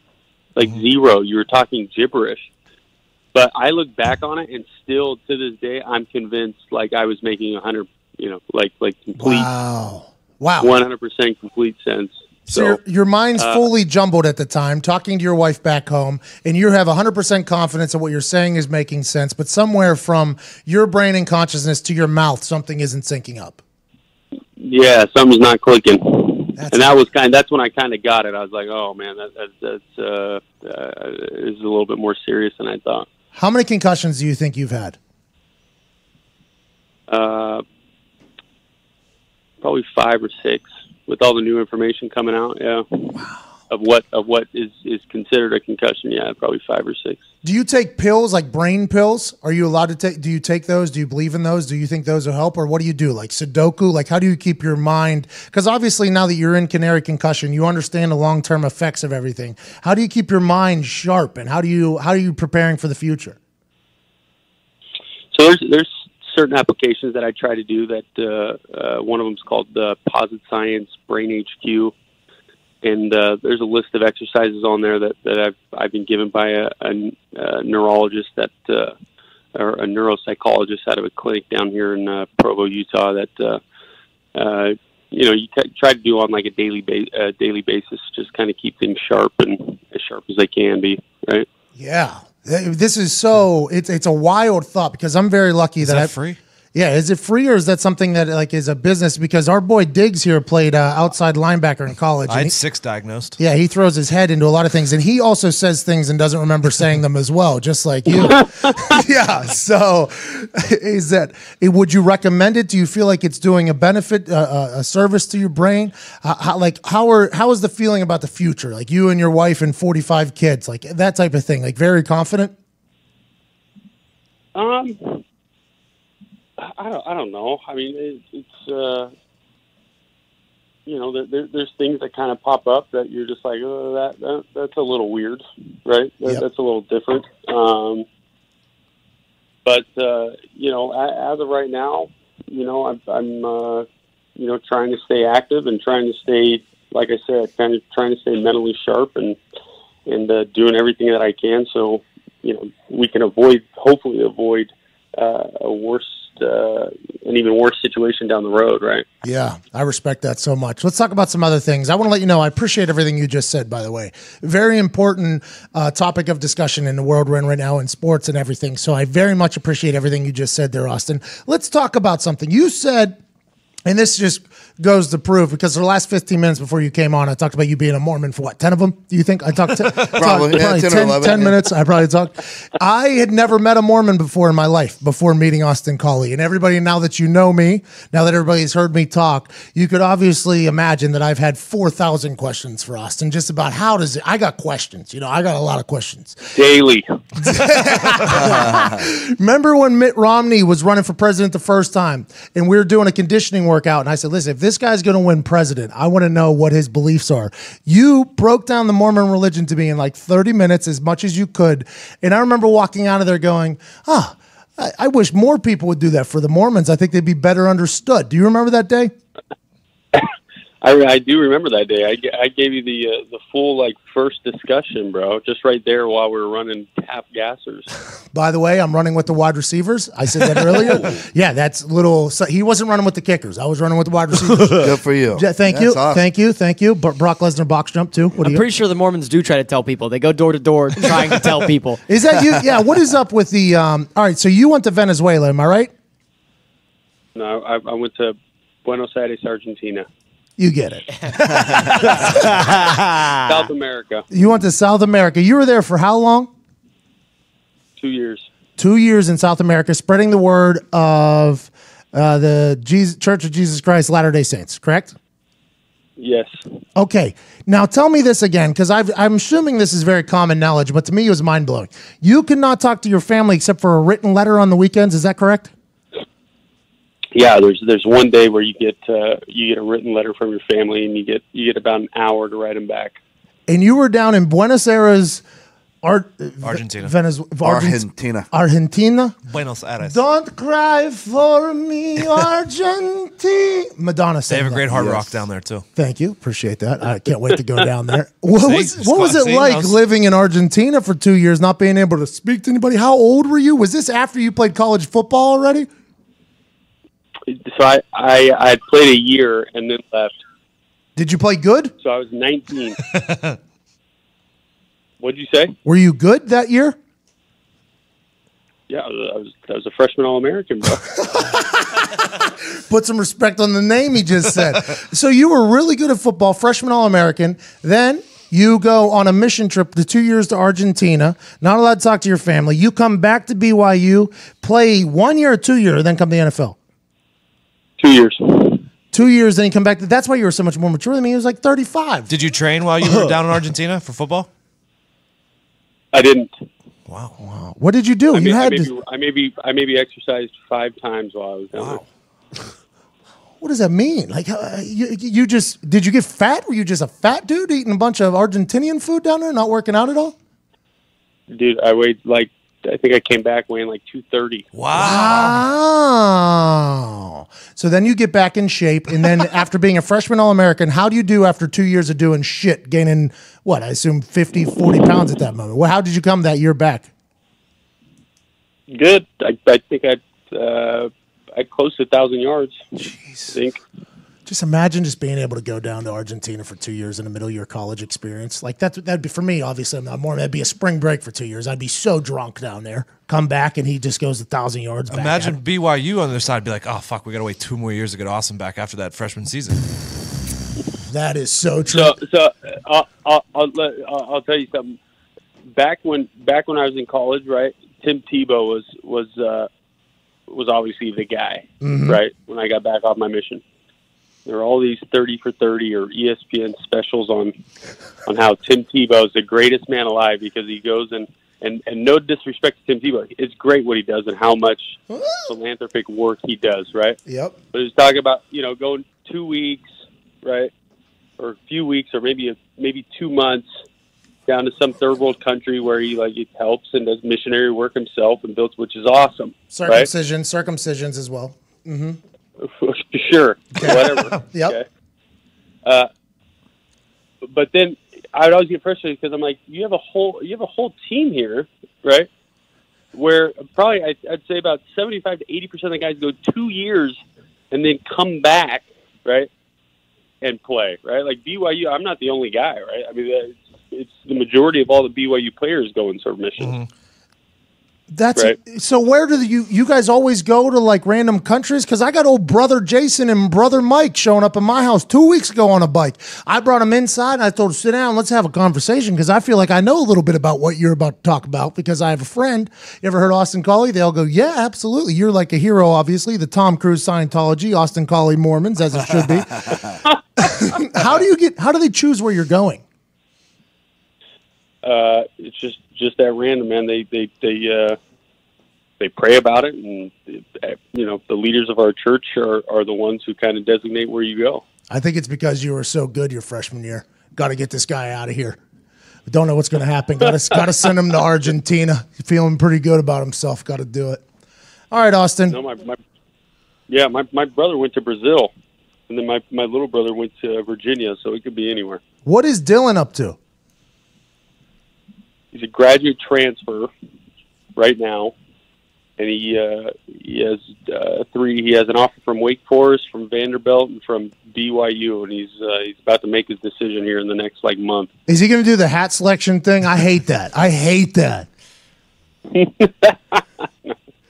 No, he's. I don't think you even get any sort of notoriety if you're a 25-year-old senior looking to play somewhere else. All right, Austin. Well, tell everybody in your family I said hello. He had such an incredible group of people around him. I was very lucky to be your teammate. Everybody who played with you was. I'm happy the Canary concussion thing's going on to prevent what has happened in the past in the future within the game of football. Just an incredible dude. Thank you so much, Austin. Thanks, Pat. Appreciate it, bro. I'll tell you what. Now, who's the best warm-up quarterback you've ever had in your entire life? Oh, you, hands down, bro. Thank you. I appreciate that. No, Every game, Austin and I had a full throwing routine that would happen. listen, I tell everybody, you're not going to find a better athlete than the punter, Pat McAfee. I don't know if you're telling the truth or there's a lot of sarcasm in that, but I appreciate that. No, I know. I'm dead serious, bro. You could do it all. It was crazy. Well, it was a lot of fun. I threw a tight spiral, though, so we had some one-handed catching routine that he did. By the way, before Odell Beckham's video was out, I feel like our warm-up routine was something that would be viral every day if we were on Twitter. I would throw like 6 one-handed catches, one hand, and then he would spin one-handed catches the other way. It was just like poop, poop, poop, poop, poop, like an entire like circle of one-handed catches. It was an incredible time. I look for. By the way, I didn't play much, so I looked forward to that situation. It was almost like I was training all week for that. Just want to let you know that. Well, about the difference between our warm up and Odell's was about half of my balls I was catching in my body. Yeah, right. Yeah, you're right. Not out and reverse hand right on top of the ball. Well, he also didn't take 2 years off and become a fat ass. So, maybe that could have been us. Maybe that could have been us, Austin, if you didn't do that. Hey, big thank you to you, Austin. Have a great one. I appreciate you, brother. Keep in touch, will you? Yeah, we'll do, bro. Appreciate it. See you, man. You asked him if he's paying for that, like you wanted a sponsorship. No, I wanted to know if it was free, I would do it. How much was it? I didn't know. It was more than free. Your brain isn't worth it. It's more than free. Brain's not worth it. Whatever it is, I'm not paying it. Are you kidding me? $4.99 a month? Huh? For this brain? Get the fuck out of here. Fuck out of here. Diggs just said no. Diggs said no to making his brain better. That's a Diggs move. It might hurt the show. Hiring? Every business needs $60 for the year. He said, nah. Might hurt the show. Shout out to Austin Colley for talking to us. Hopefully helping out fucking Diggs, who refuses to spend anything above 0 cents on his brain. Are you hiring? Every business needs great people and a better way to find them. Something better than posting your job online and just praying for the right people to see it. Am I right? Mm-hmm. Am I right? You're right. You sure are, Pat. ZipRecruiter knew there was a smarter way, so they built a platform that finds the right job candidates for you. ZipRecruiter learns what you're looking for, identifies people with the right experience, and invites them to apply to your job. These invitations have revolutionized how you find your next hire. In fact, 80% of employers who post a job on ZipRecruiter get a quality candidate through the site in just one day. Wow. 80% of the time, it works 100% of the time in just one day. That's like wow. Pretty good. That's results. And ZipRecruiter doesn't stop there. They even spotlight the strongest applications you receive so you never miss a great match. The right candidates are out there. ZipRecruiter is how you find them. My dad actually did this, by the way. My dad, very new to the American dream situation, has been working for people his entire life. It was a dream of mine, a goal of mine to give my parents a business, their first business.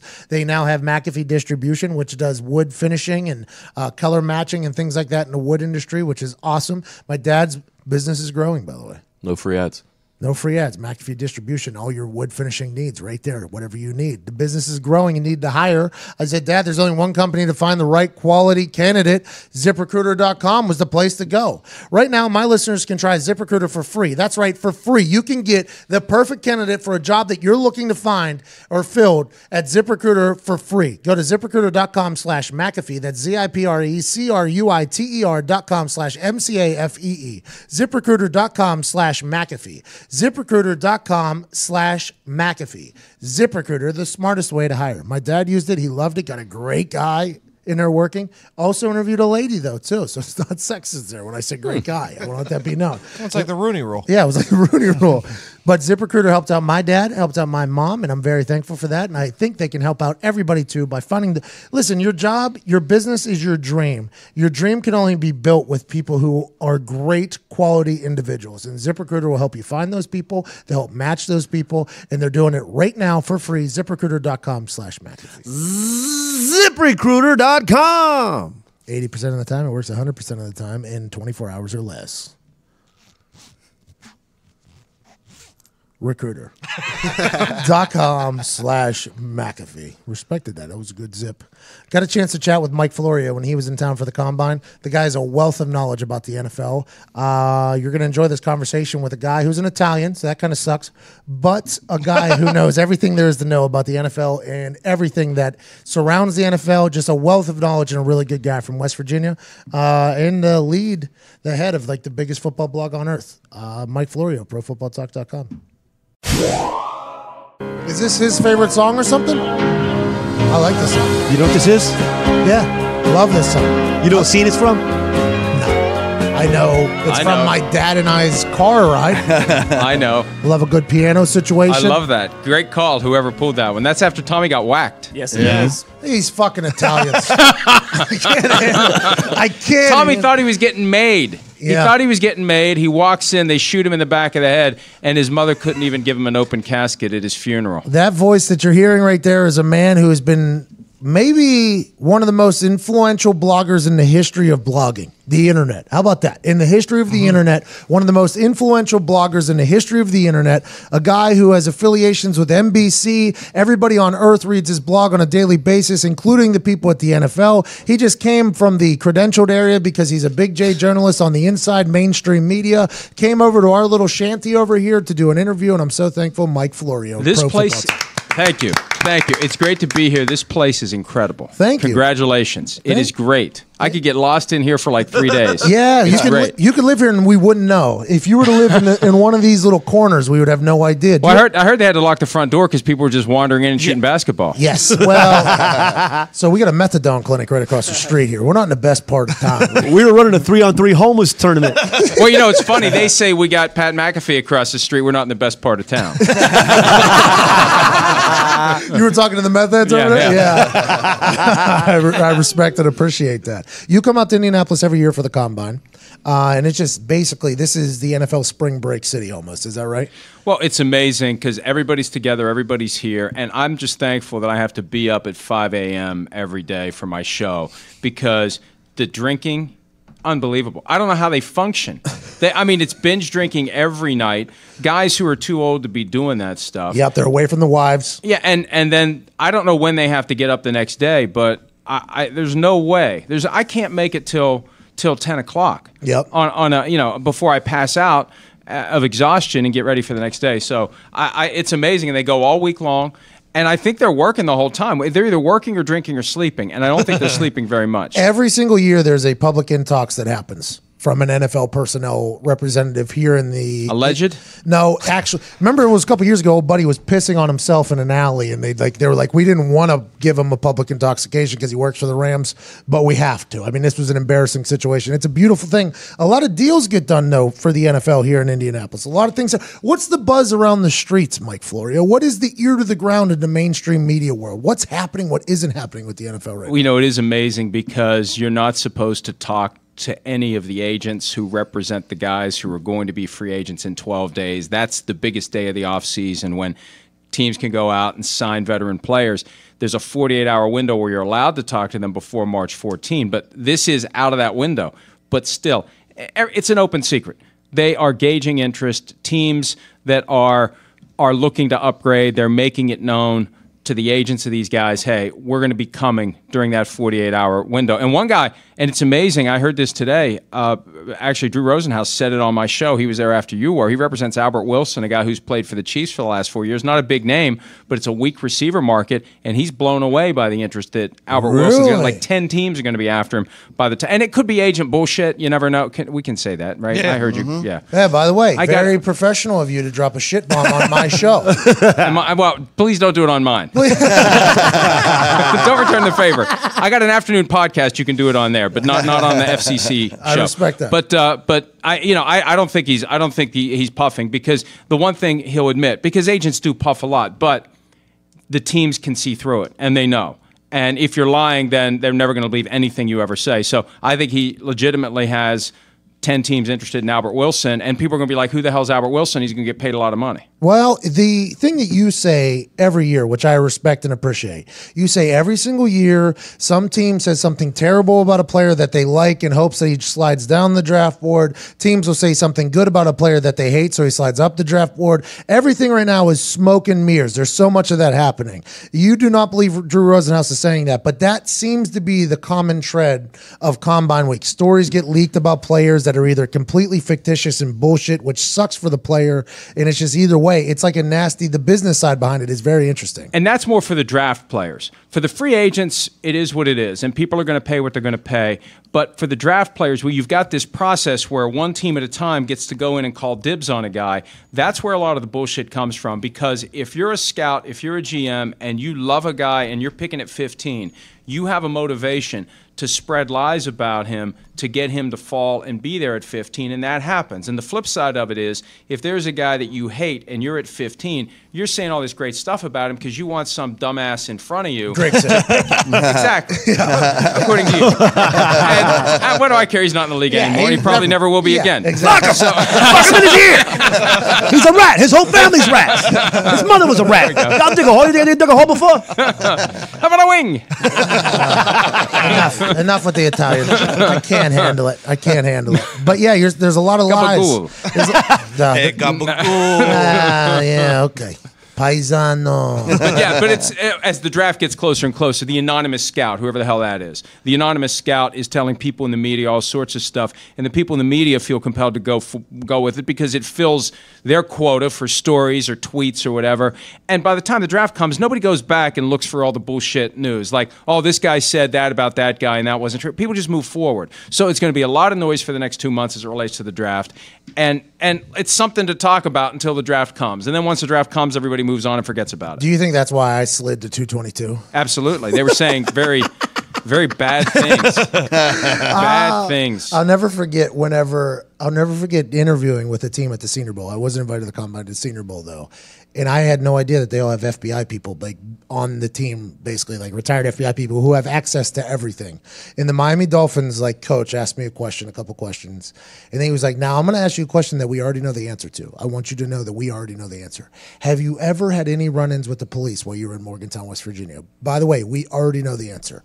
And I was like, there's no way they know about that pissing in an alley at Tuesday night. There's no way. That thing got expunged quicker than I even had it. So I told him, well, I pissed in an alley Tuesday night. It was a friend's birthday. I mean, we had to do what we had to do. There was no bathrooms open. I got a minor in consumption. She's like, oh, we didn't know that, actually. I was like,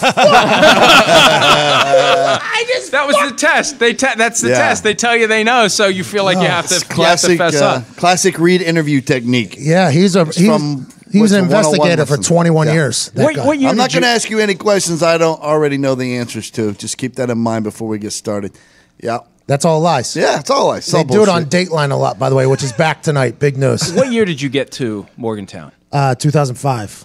So you were there after Pac-Man 1 year left. after. So Pac-Man and Chris Henry were 1 year before me, but they would come back and train in the summer with us. So I got a chance to experience Rich Pac-Man in Morgantown, which I'm assuming is pretty similar to how he was in Morgantown when he was. His attitude, though, somebody told me this once, like, because why is he pissing away all of his money? And look, he grew up with nothing. He got by with nothing. So his attitude is, what the hell? When I go back to nothing, I'll continue to exist. So he pissed it all away.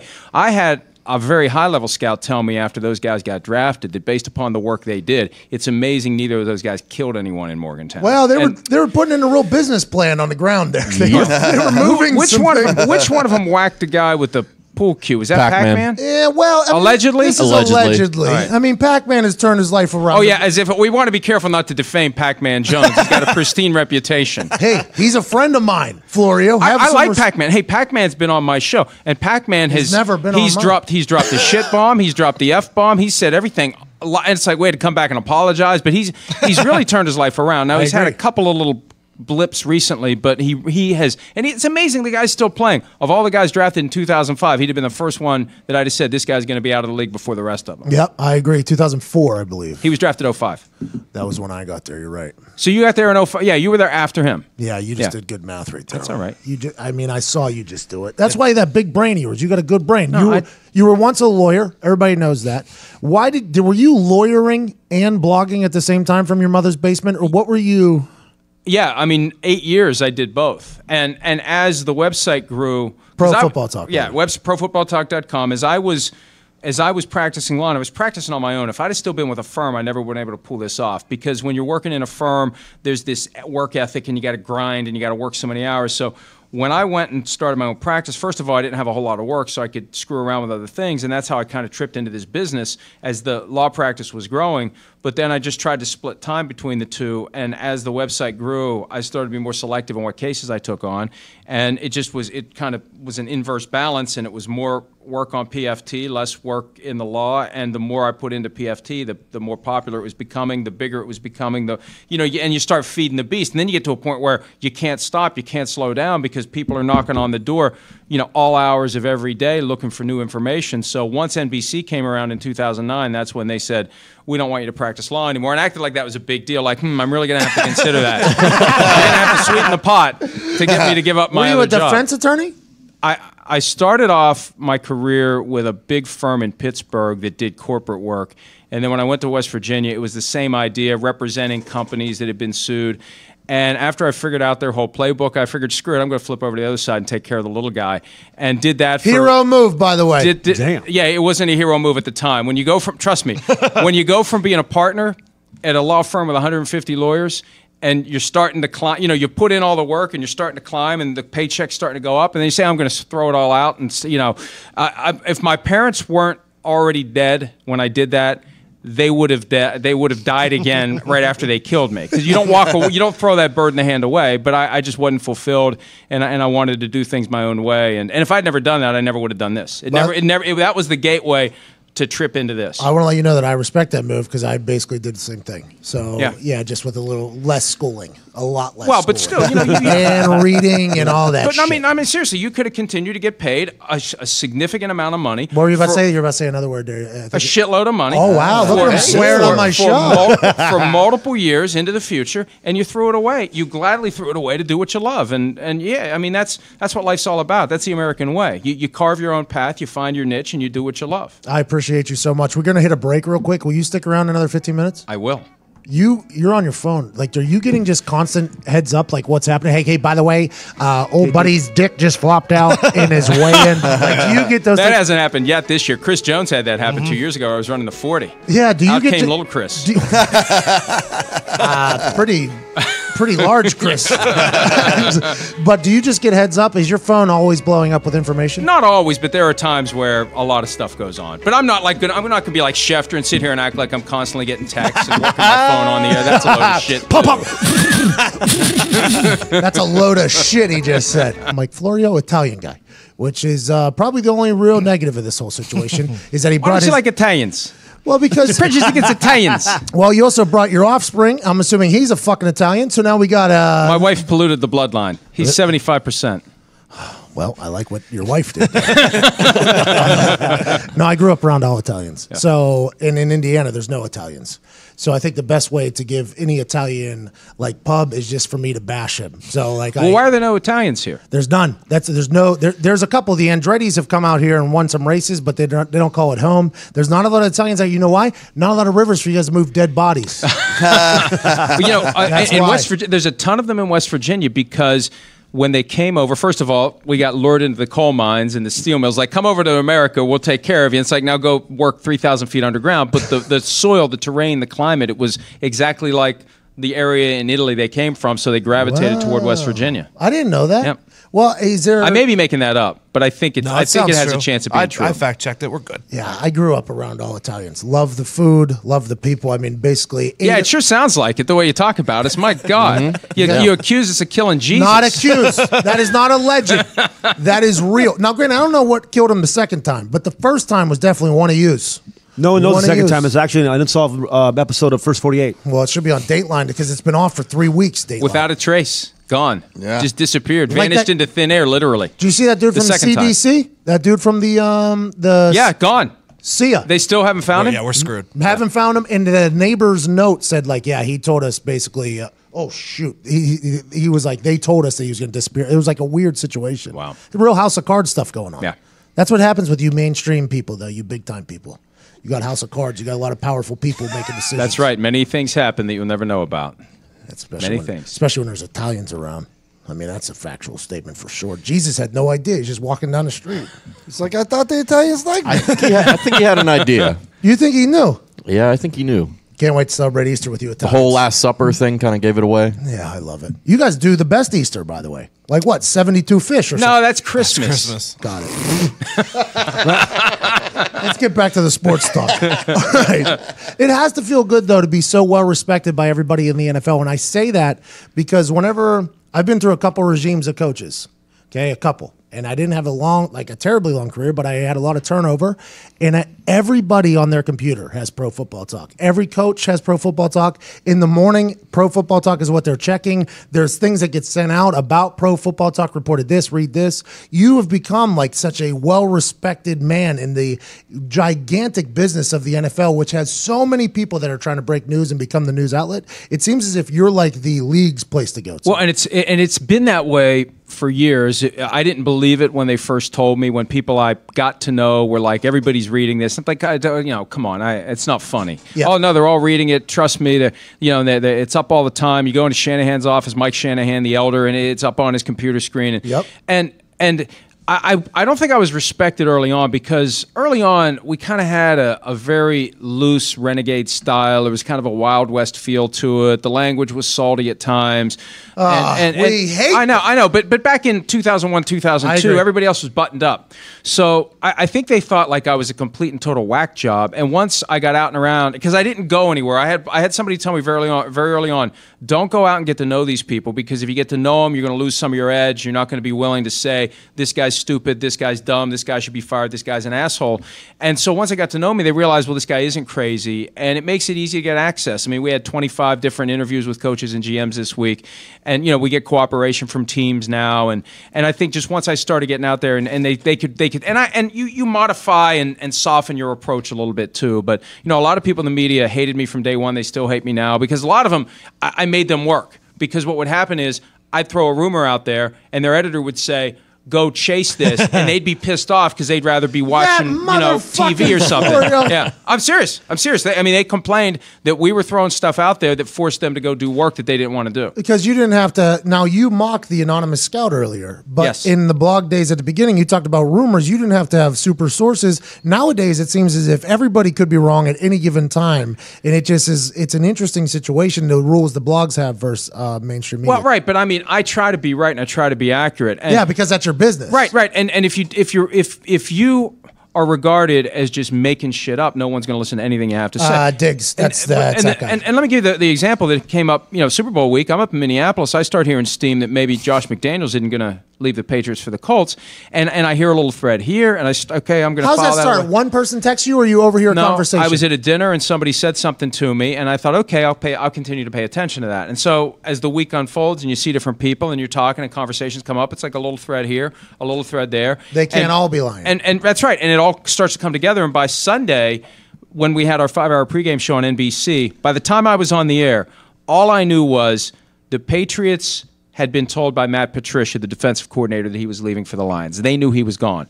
But Josh McDaniels hadn't said anything yet. So I convinced the producer, just let me say that, because it's true. Patricia says I'm out. McDaniels hasn't said anything yet. And I just said yet. And then within a half hour after that, I start hearing from other people, hey, I'm getting a weird feeling this guy's not leaving. And so I kept rubbing the lamp, and then and I got people local Indianapolis people were coming saying, after Florio. this is fake news, this is made up, this is bullshit. And it's like, okay, fine. All I know is what I know, and all I know is who I trust. And I trust are telling me this. And then let me tell you, when it hit Tuesday night, when the news came out that he was staying, we were all out to eat. I'd been gone for a week. The family's out. We're out at a local Mexican restaurant, and I get the text, and I ran out of the restaurant and got in the car and drove home because number one, it's vindication. Number two, we got to work the story. But it's rewarding when you're ahead of the curve on something. But you don't. There's a temptation, right? Because of the competitive nature of the business, to maybe push things more aggressively than you should. And that temptation's always there. But I try never to give into it, because once you get pegged as somebody who is making something up, no one's ever going to listen to you. That's incredible. Think about him just sprinting out of that Mexican restaurant. A couple quesadillas out there, probably some guacamole, some queso. You guys, Uber home. I got to get out of here. Yeah, holy fuck. I knew it. See. Get the fuck out of the fucking Mexican restaurant. That's a beautiful thing. They were saying people got Florioed. They were like, there's people like, oh, you got Florioed here. Like, I think this is all just a big lie, because in Indianapolis, our head coach, the Colts head coach, was coaching the Super Bowl with Tom Brady, right? That was happening. So everybody was watching, like whenever the Patriots were losing to the Jaguars, Everybody was like, "This isn't good because we got to play the Jaguars. Fucking, we got to play them twice a year. This is not good if we can't beat." And then the win happens. Everybody forgets about how it was because the team sat on the ball. And then you watch the Super Bowl, and it's like, okay, we got McDaniels. And then whenever you started leaking it, it was like, don't. Everybody was like, don't be worried, because I think that was the Colts who were understanding that the deal was done because the same agent was with GM and Josh McDaniels. Exactly, and you got 3 assistant coaches who took jobs under the impression that McDaniels is coming. Yeah, so the Colts, everybody was telling every local news media person, like, yeah, this deal is done. Don't listen to what Florio's saying, because that's one side of the situation. It happens. It all comes to be. And everybody in Indianapolis, instead of like feeling almost embarrassed, like everybody was like, yep, we just hate the fucking Colts or the Patriots even more. That's a Patriots move. This is Kraft sticking it to us. That's how they feel. But I think the Colts are better off without McDaniels. If he's got any hesitation or equivocation, you don't want. And somebody from the Colts told me we'd rather find this out now than a year from now. How high up at the Colts are you? What do you mean? All right, so I'm always so interested in this. So I can't talk about who I know. I don't know Jim Irsay. Because I'm not afraid to criticize Jim Irsay. I think anytime you put a microphone in front of Jim Irsay, hilarity ensues. He can't shut himself up. I got 15, 20 minutes of stand-up material strictly off of Jim Irsay because of my exit interview when I was retiring. He is one of the nicest. I'm surprised it's not still going on. Jesus.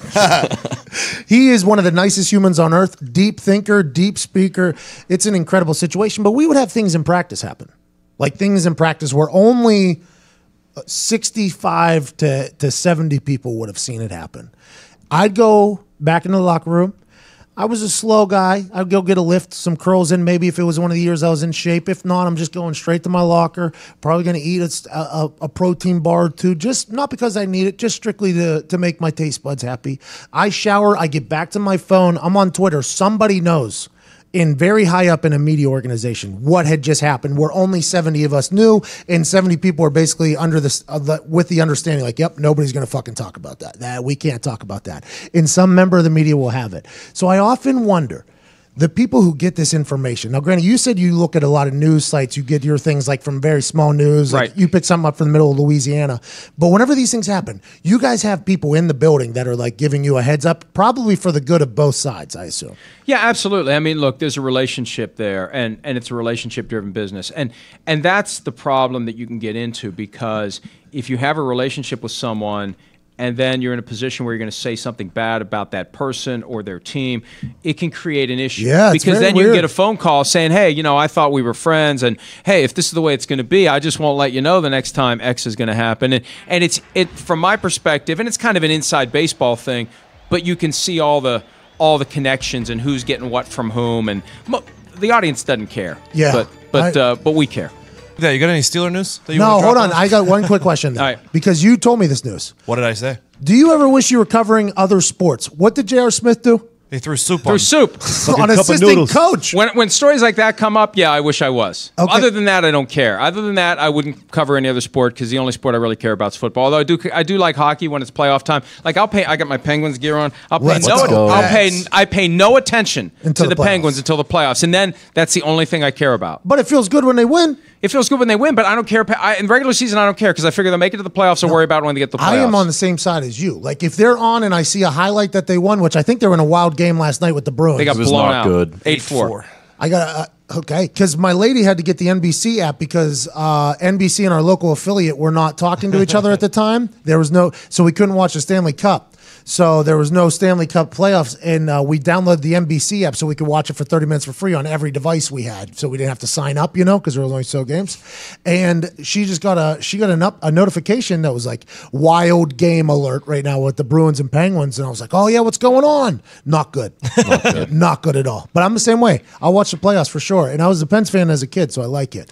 All right, what's going on with the Steelers though? Anything with the Steelers? Martavis Bryant's on the trading block. Well, they say he's not. They got to decide by Tuesday whether or not they're going to put the franchise tag on Le'Veon Bell again. It's going to cost him over $14.5 million, and the market's $8 million. LaShawn McCoy, Devontae Freeman are around $8 million a year. Last year, Bell made $12.1. He gets a 20% raise by rule, $14.5 if they tag him. And I respect Bell, because they were trying to squeeze him to do a long-term deal 2 weeks ago, and my guess is he said to them, I'm not doing it. You tag me or don't tag me, and then after we get to that point, we can talk about a long-term deal. He won 17 M's. Your boy, he's freestyled in his front yard with his shirt off while he threw a football to a friend of his that your boy needs 17 M's. Because he knows that's how much AB's making. He wants 17 M's. Running back and he's their number one running back, and in his mind, he's their number 2 receiver. So he should get paid as a hybrid. He is Maurice Jones-Drew back with the Jaguars. He got the rock. Matt Forte at the Bears. And Lev Bell with Pittsburgh, whenever he gets going, they are the guys. And Antonio Brown being able to obviously do the magic. I think Lev is just a different. I think he's so good. I love the way he stutter steps and waits for the hole. I mean, what other guy has that kind of patience in the moment? And he's smooth, and he's like everything. Whenever we were watching tape, we've lost to the Steelers, I think 140 to maybe. I mean, we scored a touchdown after a fake punt on Thanksgiving, but we lost pretty big to the Steelers a couple years ago. Your strut gift comes from that game. Yeah, it's pretty good. I used it today. Did you? Yeah. You know, somebody wanted to fine me for that. Oh, what a shock. Yeah, but so they hung a lot of points on us, and there's a team meeting every Wednesday morning, basically, that's putting the plan in motion for how we're going to beat the team we're playing. And offense goes up and speaks, defense goes up and speaks, special team speaks, right? And every time they talk about the offense, they would have like a slideshow, basically, of what needs to happen for us to win, right? And the Le'Veon Bell slide was one of the ones that I have looked at, and I was like, we got no hope. We got no chance with these dudes. And then they just skip over Roethlisberger, basically. Like, they didn't view him as like Aaron Rodgers or Tom Brady or somebody like that. And middle linebacker, DeQuell Jackson, tells me, like, hey, like, we're preparing for Le'Veon Bell, but Ben Roethlisberger is an incredible quarterback, and he throws, and I don't know if we're ready for that. And lo and behold, Ben Roethlisberger threw for like 500 and some yards. He's not saying he's retiring this year. He seems to be back in full swing. He just wanted Haley out. Now that Haley's out, he's all in. Really? Yeah. Oh, that's a little inside source right there. Yeah. There's some beefing going on? Tequila Cowboy? They never got along. And the moment he was hired, everybody said these two aren't going to get along, so they tried to make it look like they were getting along. They never got along. Never. How about that? Was it one of Roethlisberger's boys that went in there and fought him in Tequila Cowboy? Well, I mean, I don't know the story on that, but come on. Of all the guys to get thrown down and shatter his pelvis, supposedly, I mean, that something had to have gone down. Bro, we were at that bar. There was only like 10 people when we were there because it was early in the week. We were driving back to Indiana with Pardon My Take in the bus, the RV. And we stopped in there, and that looked like a place where some shit could pop off. Yeah, they got a nice little vibe there. After about 6 rounds, the shit can just get wild. The fact that Todd Haley was going there was wild. You know, he's been in a few of those weird things where, you know, incident here, incident there at a bar, and Cleveland with Hugh Jackson, those two guys together, when they start losing games, man, it's going to be a wild ride. What do you mean? They're going to go after each other? Oh, I don't know. I think anything can happen when you got two personalities like that. When you're going to have Hugh trying to tell Todd what to do, and Todd will tell Hugh to go screw himself. I mean, I'm trying to project how this is going to go. And once you start losing, everything gets worse. And unless they come out of the gates winning games, it's going to get ugly. Do you like psychology? I love psychology. Did you watch The Push on Netflix? No. What is it? Never even heard of it. Don't. Netflix is so weird. It's like a new world every time. Like, what's this show? What's this movie? And where have I been? Yeah. Well, I assume your balls. You left a Mexican dinner just because you had to write about McDaniel. So I assume you don't get the most free time. Netflix has some good stuff. I know a lot about Jeffrey Dahmer. If you need any questions asked, I watch a lot about him. And I went to watch this Push documentary thing. It's a psychology test, they say. It's basically just it's 100 people fucking over one guy. That's basically what it is. It's not a psychology. I think you'd enjoy it. Yeah. You watch Bull Tuesday nights? No. Wow. I don't watch any live TV other than This Is Us on NBC Tuesday nights. This is the saddest show in the 9 p.m. world. East. Do you watch Dateline? No. Jeopardy? No. Last night went to a I saw your sudden tweet. death. I saw your tweet. I watched Jeopardy, Wheel of Fortune. I can't anymore because of our schedule, but I got home to watch them both back to back. A terrible Wheel of Fortune contestant was on, real bad. And then Jeopardy went down to a sudden death after Final Jeopardy, same exact dollar amount. I thought you had to be 80 to watch Wheel of Fortune. Well, Florio, you're closer to that than I am. You go. Pro Football Talk, Mike Florio's incredible brain was so good. You don't have to leave ever, by the way. If you got to get up there, you can. Florio, what a genius, that guy. He just knows everything about everything. And on his way out, he was even trying to tell us more stuff. He didn't tell us anything about Lev Bell, which looks like he's about to retire, right? Le'Veon Bell looks like he might retire. I'm very, very worried the Steelers are going to go from the best running back to no running back. Because they franchise tagged him, right? No, the decision is today. Now, as a player who's gotten franchise tagged, me. For me, I saw a couple $1 million. I was like, give me that, all of that. I'll sign it today if you'd like. But I can see Le'Veon Bell wants $100 million. They're so far apart. I think he wants 17, and I guess the latest offer from the Steelers was 12 a year. That's $5 million off, if I'm doing a quick math. Now, because he wants to be paid like a wide receiver. Because he's the number 2 wide receiver and he gets the rock all the time. So instead of being paid like a running back, he wants to be paid like a running back, wide receiver, and a tight end. I saw a stat. He leads the NFL in first downs. Yeah, by what was it, like 50? Yeah, above the next closest guy, something like 30 plus. He's an incredible football player, so he deserves all the money that he wants. And somebody will pay him all the money that he wants somewhere. So him sitting out and not accepting anything other than that is probably good business, but it sucks for Steeler fans because you have been blessed with Le'Veon Bell being the greatest fucking running back in football for a few years. It's just wild because he is that good and he does so many things. But the next, Shady's paid like $8 million a year. Yeah, but Le'Veon Bell and Shady are 2 different animals. No, I how know many that. how many years is left on his contract? This is it. His final year? Yeah. Who? He's Bell? that's why I have to tag him. He got franchise tag last year, right? Yeah. Yeah, he got franchise tag last year. This would be a second, which means a 20% increase. Florio talked about that in a thing, but he didn't know if it was going to definitely happen or not whenever we talked to him. Who knows? It's a wild thing. All I know is you don't need anywhere near the amount of money that Le'Veon Bell is about to make to look incredible in a tailored suit. Indochino is the largest custom apparel company on earth. They make suits and shirts made to your exact measurements for a great fit. Guys love the wide selection of high-quality fabrics and the option to personalize all the details, including the lapel, jacket lining, monogram, and much more. Here's how it works. You pick your fabric, choose your customizations, submit your measurements, place your order, and wait for it to arrive in 3 weeks or less. You can shop online at Indochino.com or visit any of their showrooms across North America. Everybody knows I'm not a big suit guy. You're not. I like tank tops. I like being very comfortable. Indochino came in and said, hey, what if we made a suit more comfortable than your tank top? So what if we made a suit that was tailored to you, but was nowhere near the price of what a tailored suit actually costs? I said, I'd be interested. They said, here you go. They sent me out a couple things. I filled out some measurements in 3 weeks. I think it was actually 19 days. So what is that? Less than 3 weeks. You did the math. They sent me a suit that I absolutely love. This week, my listeners can get any premium Indochino suit for just $359. INDOCHINO.com and enter PAT at checkout. That's over 50% off the regular price for a premium made-to-measure suit. You're getting a tailored suit that looks incredible for $359. Indochino.com, enter PAT at checkout. $359 to look incredible, feel incredible, and be the best you could possibly be in the greatest suit in the game from Indochino. Shipping is free. Indochino.com, promo code PAT. Any premium suit, $359 plus free shipping. Incredible deal for a perfectly tailored suit for the perfect people who listen to this show. We appreciate you so much. I do appreciate Indochino, though. They made me look like a motherfucking G right there. Yeah. Make me look like a G right there. I got one. It's my favorite suit. It's so good. It fits you. So it's not just a suit that's at the rack. Because the price of suits that are tailored, like I've had these assholes show up at my house because my friends got tailored suits in the NFL. They're like, here, I'll send you my tailor over to your house. They're like, here you go. We'll make you a jacket for $1,500. I'm like, a jacket? Like, I can go to Goodwill. That's not a fucking jacket, cuz. Just overly expensive for anything tailored that's specialized to you. Indochino was like, listen, we'll take that out. We'll send you do the measurements. You send us it. Perfectly tailored suit coming right back to you. $359 and free shipping. Indochino.com, promo code PAT. Wedding season's upcoming. They'll have it for wedding season. Yeah, do it for wedding season. Do it for you, though. Get your wedding game It's up. nice because in the inside they say handcrafted for, and then it's your name too, which is a nice little touch. It looks good, makes you look official, makes you look legit. Look your best that you can look at Indochino.com using promo code PAT.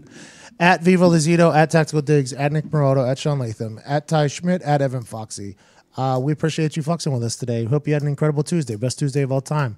Hashtag Endgang, hashtag Endgame. Send us a picture of what? Shittiest park job. Yeah, I like that. Yeah. I like that a lot. Send us a shitty Parker. We appreciate that. Could win a McAfee Centaur t-shirt. We appreciate you so much for listening. March 6th, Tuesday. Let's have the greatest Tuesday in history. We'll see you on Thursday. You've been listening to The Pat McAfee Show. Ty Schmidt, hit the music.